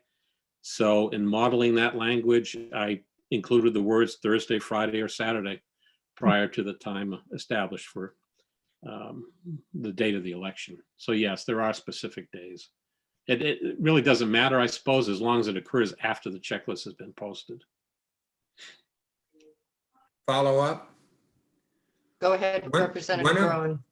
Yeah, one of the concerns that I have with the, probably the main concern with the pre-processing is that when a notice is given, that notice, unless somebody is necessarily really watching for it, they may not see it. Election day is always the same Tuesday, and people know that.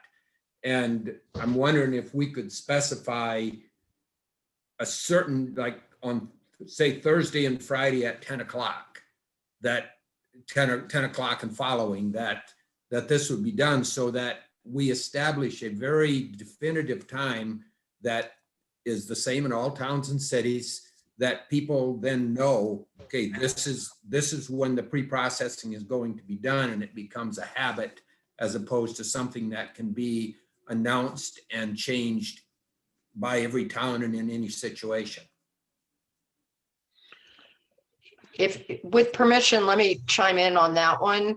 I do sort of like that, but I will tell you that the last September election that occurred after Labor Day, the Tuesday after Labor Day, if you recall, the primary, we were setting up actually the Thursday night and Friday before the election, because that's when we had staff available and could do it. And of course, school wasn't really in session. So that's I will tell you, that's sort of my concern. One of the things about doing these is your clerk / moderator's ability to find volunteers to come in and do this process. And if we handicap, I don't want to say handicap, if we limit it to a particular day, you may end up with communities that just say, we might like to do it, but I can't get enough volunteers that day, or my moderator's not available, or, but I agree that there needs to be some parameters on when it occurs. If I may, Madam Chair, just to add, Yeah. House Bill 1266 models some of what was in House Bill 556, which I sponsored last session to allow for pre-processing of ballots. And during all the discussions and committee public hearings, some of the issues you raised actually were discussed, that there should be specific days identified. Thursday and Friday became two of those days that were identified. And then Saturday was added because one of the senators felt, well, maybe this should be done at the polling sites. And since so many polling sites are in the schools, it couldn't be done during while school was in session, and therefore they threw in the Saturday. So there was some consideration given to try and identify a very limited number of days when that could occur. I don't know if there's really a perfect solution for all communities, as Representative Griffin kind of alluded to. Representative Hamblett. Okay, thank you, Madam Chair. Yes, I just wanted to reiterate that when the clerk, I mean, it worked really well in the last election, in the COVID election. So that when the clerk announces the date of the pre-processing, he or she also has to announce the time. So the clerk makes that very clear, that, you know, there's a date and time of when the pre-processing will occur, and the location where it will occur. So I don't think that needs to be a statewide, specific rule, but the town clerks do know that they have to make it very clear that the date, time, and place of where the pre-processing will occur. Thank you. Representative Groen. One other question on this, a concern, and that is that if we introduce may versus shall, and some towns do go through the pre-processing and allow voters to correct their application, and other towns choose not to, then are we going to run into a situation of that voters in those in the first group of towns will have an advantage over those in the other towns, and is the court going to accept that? If I It's an may, issue. Madam Chair, I think that is a Go point ahead. that was raised, and one of the reasons is Senator Gray used the word shall in his language. Representative Torosian. Thank you, Madam Chair. Since that got brought up about there being an inconsistency, this bill or this part of the bill has that built in that, in essence, it rewards voters who vote early that have a chance to have the information corrected, when those that don't on their absentee ballots come in after that date, they don't have the advantage of having their missing signature and incorrect name and so forth verified. So we already have that problem as the bill's written, in my opinion. Representative Barry. Yes, to build on what Representative Torosian said, I think there's a big equal protection issue here, specifically for those ballots that come in late. Where the COVID-19 election 2020 is getting referenced a lot, in which there was a surge of absentee ballots. You can most certainly make the argument that when a third of the electorate was voting with absentee ballots, that this was necessary. But I don't think going into 2022 that we're going to see that sort of turnout again and that sort of reliance on absentee ballots. I also have serious trepidations about moving Election Day away from Election Day. That has been a New Hampshire tradition going back over 100 years, that Election Day happens on Election Day. And we're not trying to stop anybody from voting with an absentee. That's their right. Certain people are not available at the polls on that day and they have to cast an absentee ballot. But we need to treat everybody equally. We need to treat everybody the same. And I believe we need to make sure that we're keeping with the New Hampshire tradition of voting on Election Day when possible.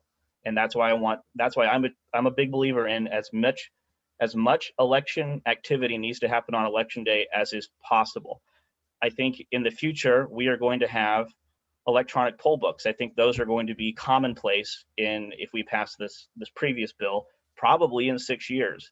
That's going to dramatically reduce the amount of staff or volunteers that are needed on Election Day, because the lines are going to be much shorter. There's not going to be A through D anymore. There's going to be 4 lines. You walk up, you go to whatever one's open, and you vote. So I think we're moving towards addressing a lot of the problems that pre-processing is attempting to deal with already. And I think we're kind of moving away from that traditional New Hampshire experience of voting on Election Day when possible. Thank you. Other comments from members? So Representative Bergeron has his amendment. The committee members have it. If people have further changes or other amendments they want to do, I would suggest either working off of Representative Bergeron's amendment with his amendment or doing a separate amendment. Okay. The next section of, anything else on that section? All right, the next section of SB 89 is part 4, which has to do with the committee to study post-election audit counting devices and some recount discrepancy authorization investigation to the Attorney General's office. Comments from committee members. Representative Bergeron. Thank you, Madam Chair. My comments pertain specifically to the first section of part 4, which is on page 3, starting with line 27, establishing a committee to study post-election audit counting devices. Last session, Senate Bill 283 required that the Secretary of State conduct a study of high-speed optical scan ballot counting devices to assess the feasibility of using such equipment in a post-election audit. That report was due November 1st, but given the challenges posed during the last fall election by COVID and a lot of the preparations the Secretary of State had to make to address those issues at the polls, it wasn't released until March 23rd. Senator Gray's bill was actually introduced on January 26th, prior to the Secretary of State's report. And looking at this section, I think basically Senator Gray is asking to establish a special committee to do what the Secretary of State has already done. So I'm not so sure there's value in creating that committee at this time. We have retained Representative Lang's bill in our committee to address the issues of post-election audits.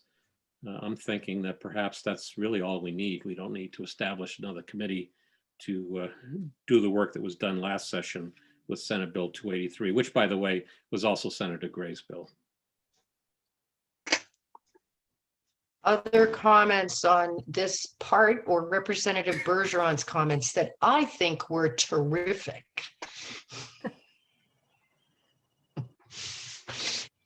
Representative Terosian. Thank you, Madam Chair, and question to Representative Bergeron. That Senate bill he referenced that the study's been completed, was that a similar type committee? By that I mean, did it have a couple members of the Senate, 3 members from the House, and so forth, or was it a standard study commission as this proposes to do? No, it wasn't a study committee. It simply directed the Secretary of State to conduct a study as to the feasibility of using these devices as post-election audits. So the Secretary of State was charged with finding vendors to do it, to conduct the studies, to use ballots from previous elections to see what kinds of results they were. I'd be happy to forward a copy of that report, the Secretary of State's report, to all members of the committee so that you could see what it entails. It's a 44-page report, but 37 of the pages are the vendors' data, which are attached to Deputy Scanlon's commentary. I'd love to get a copy. Thank you, Representative. Thank you for emailing that to committee members. There was a request for vendors to come and do a trial run. The Secretary of State conducted it up at the state archives. There were 2 vendors, I think, that were able to come. Another vendor was unable to attend. It occurred last fall. Whereas has been referenced, there were a lot of competing interests going on for these vendors that have these machines. I had the opportunity to be there for part of it. It was pretty impressive to watch ballots which were put in huge stacks into high-speed readers and how fast they were processed, and that the machines could pick up questions that were then pulled out, which allowed them, whoever the decision maker would have been, to sit at a machine and actually look electronically at the ballot to make a determination, for example, whether the circle was adequately filled in. It was pretty impressive. So I just sort of throw that out. And that was, as Representative Bergeron said, as a result of Senator Gray's bill last session. Other questions or comments from committee members on this section?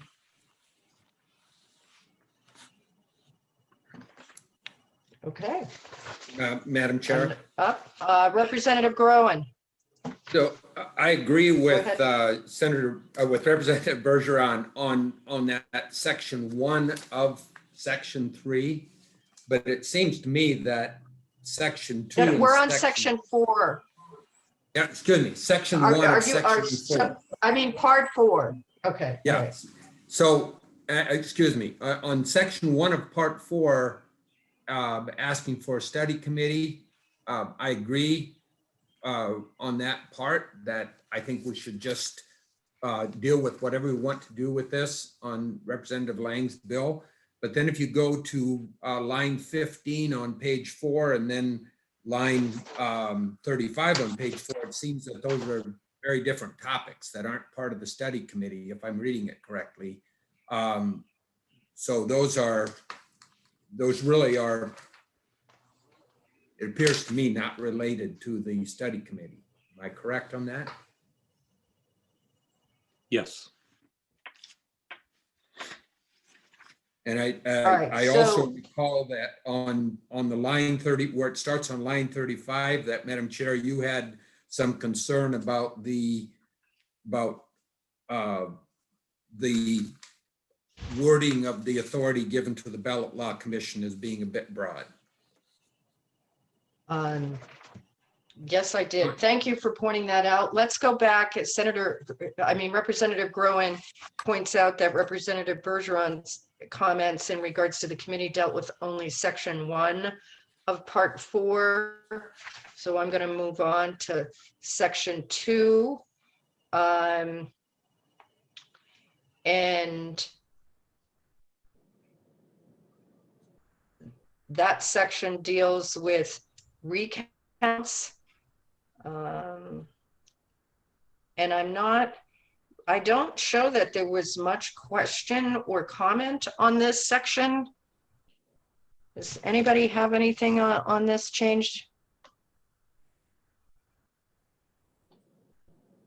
Deputy Scanlon, I believe you're still on the line. If you could speak as to the purpose and whether or not section 2 of part 4 has any concerns for the Secretary of State's office since they are in charge of recounts.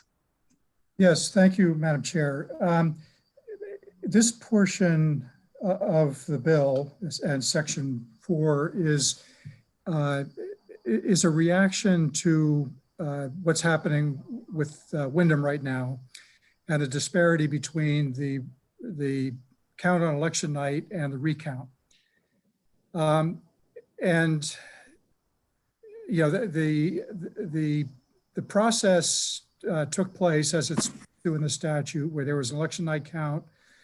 There was a recount that showed a large disparity, which is unusual. It's not unheard of, but it's unusual.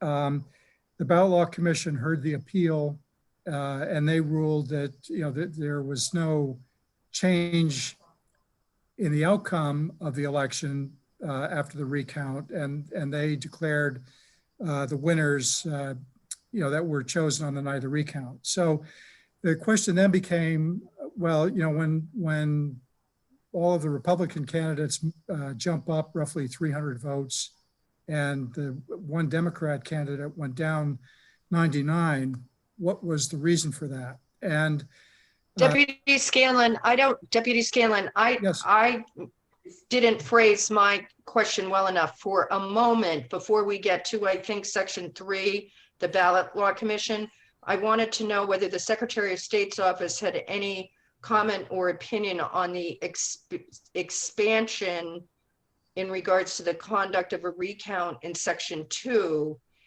in regards to expanding the language, the ballots cast for such office or question, including votes cast for the candidates or question on the ballot, write-in votes, and not counted from overvotes or undervotes language. Because I don't have any notes indicating that there was really much said about this, and I'm not sure what the problem is it's trying to address. Okay, so the law currently says that the ballots that are counted in a recount are the ballots that were cast in the election. And it's as simple as that. So when we conduct a recount, we do not count the ballots that were not used in the election.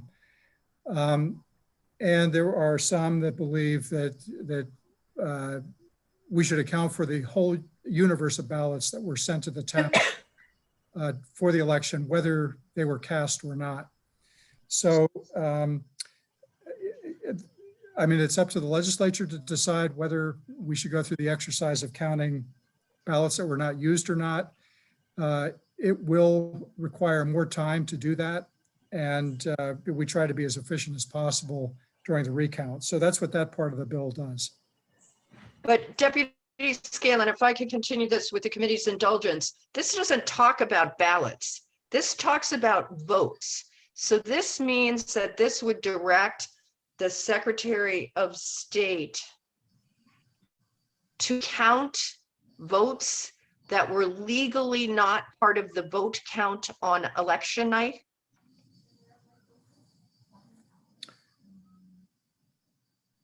Well, I'm looking at, if you're looking at on page 4, lines 19 and 20, is that what we're talking about? Yes, yes. including votes cast for the candidates or the question, write-in votes, and we count those, and not voted resulting from overvotes or undervotes. So that would be an additional requirement that we do not do now, where if, let's say, if there's a town where you elect 4 votes and the voter only cast votes for 3, then we would have to count that no vote in a no vote category. And then in addition to that, if it was vote for 4 and the voter voted for 5, we would also have to account for the fact for that 5th vote. And so there, again, that would require additional time. It's not something that we do right now. If a ballot is undercounted, we simply count the ballots that were cast. If the ballot was overvoted, we simply count that ballot as no votes being cast for any candidate. Yeah, but it doesn't say ballot, it says votes.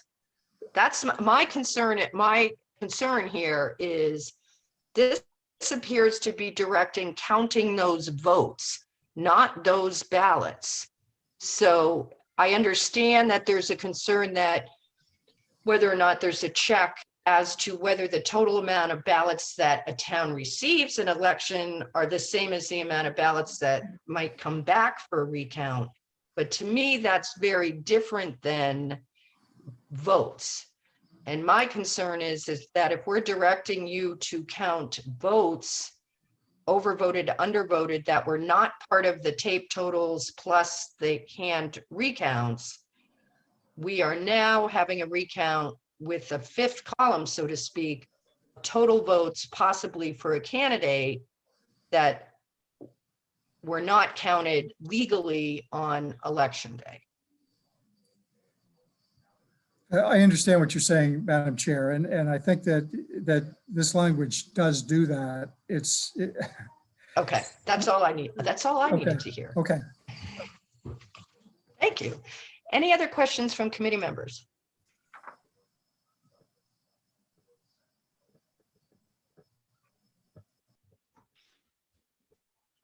All right, I will say flat out, I think that is a huge mistake. And I will either or ask somebody else to take this proposed language out, because I think raising the possibility that we're going to count at an official recount votes that were not part of the official election results creates a huge problem. I don't have an issue with ballots, and maybe after the audit is done and we have an audit report, there will be a process to do that that's clearly delineated. But I think allowing that possibility of a result without those guardrails, so to speak, is incredibly dangerous as to confidence in election results. All right, so that was section 2. Section 3, Deputy Scanlon, I think you had started to talk about, and there was language that was somewhat referred to in regards to significant and unexplained discrepancy as to what that means. And I have to tell you, I don't know that I want a bill that has anything related to the possibility of could undermine public confidence, because I think that's pretty broad too. Deputy Scanlon. Thank you, Madam Chair. And I just follow along the line that you were going, is that this is a reaction to what's occurring in Windham right now. And I think that it would make sense for that process to play out before we start engaging in a conversation of, what post election and recount and ballot law commission appeals processes should look like. The danger here is that, we get away from a quick finality to the election and get into a process that could be really drawn out. And, I think that, again, we should look at how the Windham situation plays out before we start changing the law relative to post-election and recount procedures. Other members with comments on section 3 of SB 89, part 4, I think we're on. Yeah, part 4.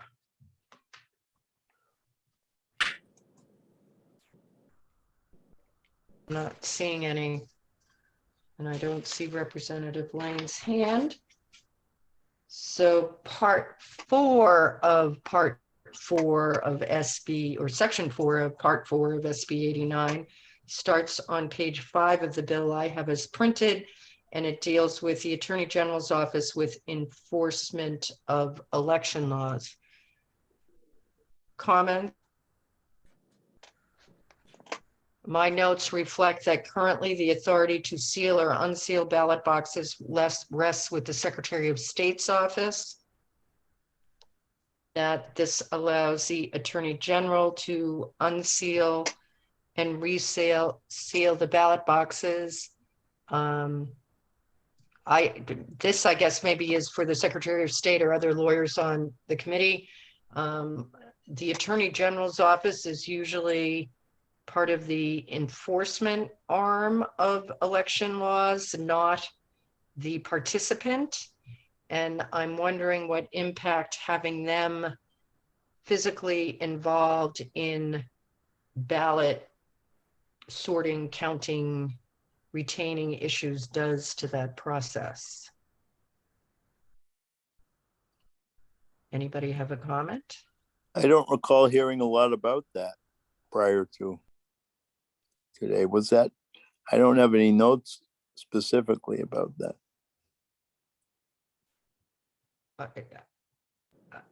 I agree there. I have myself highlighted the Attorney General may unseal and reseal ballot boxes because that was apparently a flag of a concern of mine. No, but I have my it own- marked and as my well, but only- I don't recall anybody speaking to that. Maybe they did. I don't and- know. I have a circle in SOS.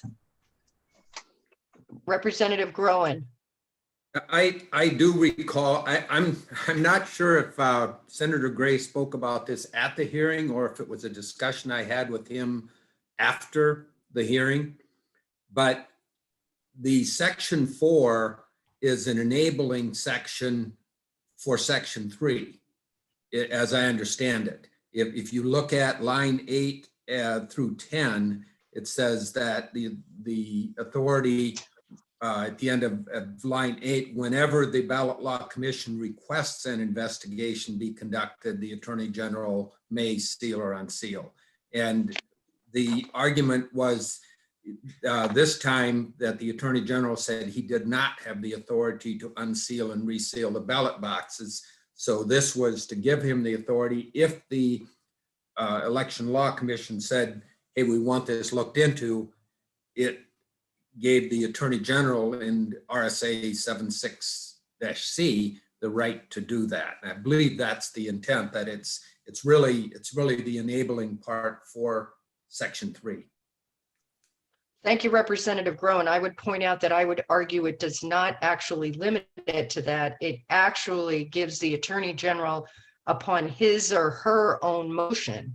So it is not just authorizing the Ballot Law Commission to direct the Attorney General's office to do something, which I don't know that that's a policy that we want to adopt. It allows the Attorney General to do it on their own motion. Again, I'm not sure that's a policy we want to adopt. Excuse me, let me look here. Representative Terosian. Yeah, I was just going to say, Madam Chair, that it looks to make the process we went through with Senate Bill 43. If this Wyndham problem were to crop up in the future without this part of Senate Bill 89 in place, we'd have to go through, if the House so desired, we'd have to go through the same process again to get those ballots unsealed. And this, in my opinion, looks to attempt to put in law the ability for the Attorney General's office to address this in the future if were to come up. Now, I don't know whether, if it limits or not limits. that appears to me to be the reason why that's in there, what I can tell. That was Senator Gray's intent, from my discussion with him. And that's what it looks like. Thank you. Just to clarify, it's my understanding that the issue is ballot boxes, because there's specific statutes in regard to the retention of ballots and how that is handled. And that the Attorney General's office now, and in fact has, done books, records, paper, documentary materials. So, I mean, it's sort of a mishmash is what I would sort of say. I'm not sure. I understand the issue that came up, but I'm not sure from a policy standpoint. I want the Attorney General, whoever that might be, to have the ability to go get ballot boxes and unseal them for whatever they might think needs to be investigated, because as written, this not require the Ballot Law Commission to do the direction. Madam Chair, would Anybody you be else? okay with this if we eliminated or upon his or her motion? No, probably not, because I think, to be honest with you, you're making a major change in the Ballot Law Commission's authority. And I come back to what's a significant and unexplained discrepancy.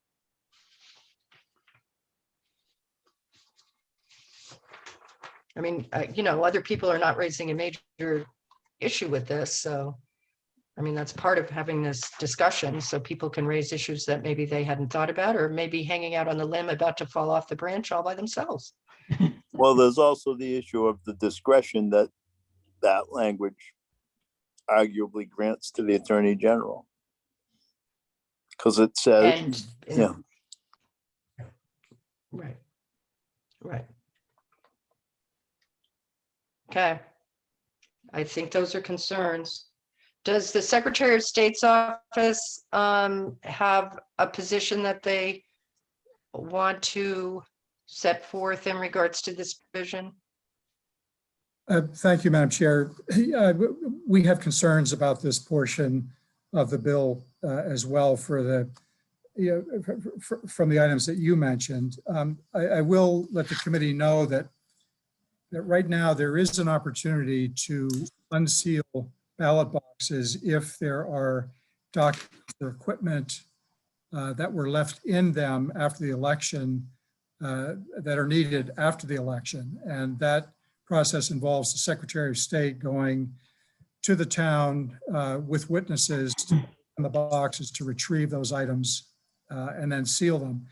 Getting specific to the Attorney General, if there is an investigation, a criminal investigation that they are undertaking related to ballots or an election, they do have the opportunity to go to the court and have the court grant an order that would allow them to open those boxes for that specific purpose.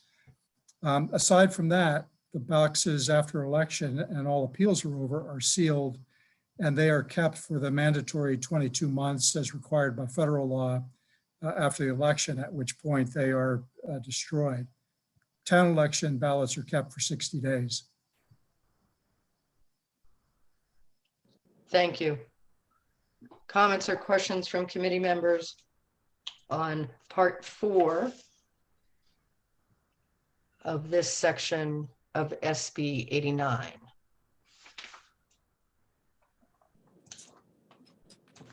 Okay. I'm going to move on to section 5, which is relative to the duties of the registrars of probate. This actually probably did get the most public participation of all of the parts of this bill, as I recall. Committee members, comments, questions? Madam Chair. Representative Terosian. Thank you, Madam Chair. Yeah, well, this part 5 certainly makes this a true omnibus bill in that it doesn't have a lot to do with election law, as far as I can tell. But having said that, it is in the New Hampshire Constitution that each county have a register of probate that does the work that needs to be, that's required under probate. And in 2011, we heard testimony that responsibility got shifted to the circuit court area. And, you know, there's certainly, in my mind, there's some merit to putting it back where the Constitution says it should be. For one reason, like the rest of us in the room, I took an oath to uphold the New Hampshire Constitution, and it seems like this got put in the wrong place as far as the Constitution was concerned. But the other part is that we did also hear testimony that suggested, and I've never been through the probate process, so I can't speak, you know, firsthand on that, is less responsive than it may have been and should be if the process was where the Constitution said it should be with the register of probate at the county level. So that's my comment. I'm not sure, you know, the best way to handle this. I know there's problems with money because this doesn't seem to fund. If we decide that this is what we should do, there is not money to fund that activity at the county level. And so that would be something that would have to be addressed. But anyway, those are some of my thoughts on the bill, on that section. Okay. Other committee members? Representative McDonald. Thank you, Madam Chairman. I've talked to a number of people on this issue, and it's taken, this whole situation was changed originally for a reason, working out effectively. And I understand it's in the Constitution. An effort was made to take it out of the Constitution, and we know how constitutional amendments, how successful they usually are.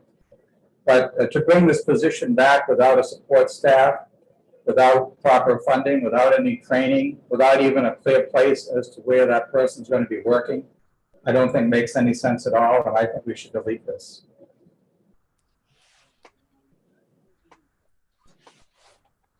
That's my comment. Other comments?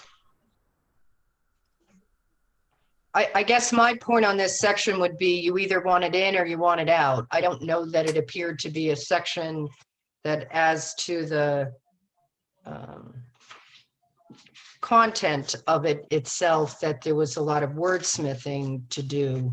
Representative Groen.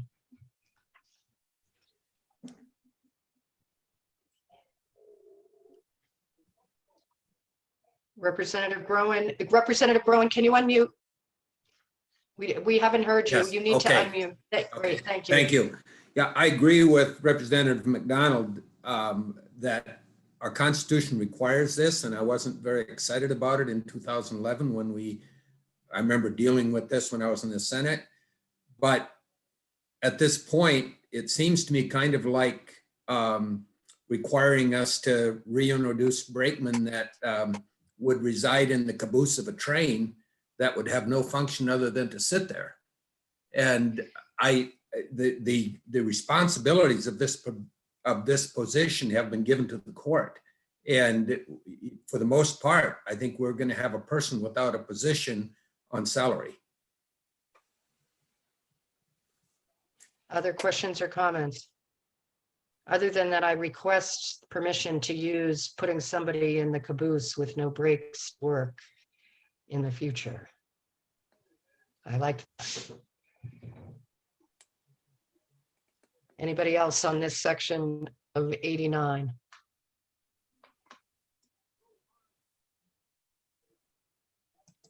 Okay. Except that anybody we'll else see, on? we will see it again, Madam Chair, no matter what happens. No matter what happens, we will. Maybe not in election law, but it will be seen again. All right. Any other comments from committee members? All right. We've had I think we've had a consensus on a couple of sections of bills as to changes that may need to be made. We've had a couple of volunteers for amendments. We've had somebody already do an amendment. And maybe persons are going to do other amendments on different parts. We will not be having an executive session next week. I'm not quite sure at this point when it's going to be scheduled, but it will not be next week. And part of the point of that was so that if people wanted to do further amendments or have some more discussions about this bill, you have ample opportunity to before executive session, because I do anticipate we're going to have to deal with probably series of amendments on various parts of these bills. So I will let you know as soon as I've got it figured out for executive session. I don't anticipate a need to meet as a committee before the executive session. Anybody else have any other business they want to bring before the committee this morning or this afternoon? We did make it into afternoon. Madam Chair, could I just ask that if people are preparing amendments that they distribute them as promptly as possible so that people have time Yes, to. Yeah, thank you. And Pam, if you're still on. Yes. I just want to make it, thank you. I want to make it clear that as to these amendments, we'd be dealing with them as we would with amendments in any bill. If we're addressing a particular part of a bill and we have successive amendments, that they would essentially be overlaid as to the previous amendments and then incorporated into the final House bill as amended. Do I have that process correct or not? Well, if I understood you, yes. I mean, I think if you have multiple amendments that are adopted to one of the omnibus bills, they would need to be unified after the executive session into a single amendment that would appear in the House calendar. They would not remain as separate amendments for the individual parts of the omnibus. They'd all be rolled into one. But each individual amendment that is worked on, it makes sense to address them as a single part. Okay. That's what you're asking. And I would ask that any amendments that come through, if people could include me on the distribution list. I'm not on the committee distribution list, but it would be helpful if I had them so I can make sure they're in the room for people that come in person on the day of the exec, and also have them to make that combined amendment. Thanks. All right, thank you. All right, anybody else have any questions or comments? All right, I'm not seeing any. Thank you, everybody, for coming this morning, early afternoon, to talk about these bills. We'll get an executive session scheduled sometime in May. I will let you know as soon as I've got my calendar figured out. Enjoy the rest of your day, everybody. Thanks. Thank you, Madam Chair.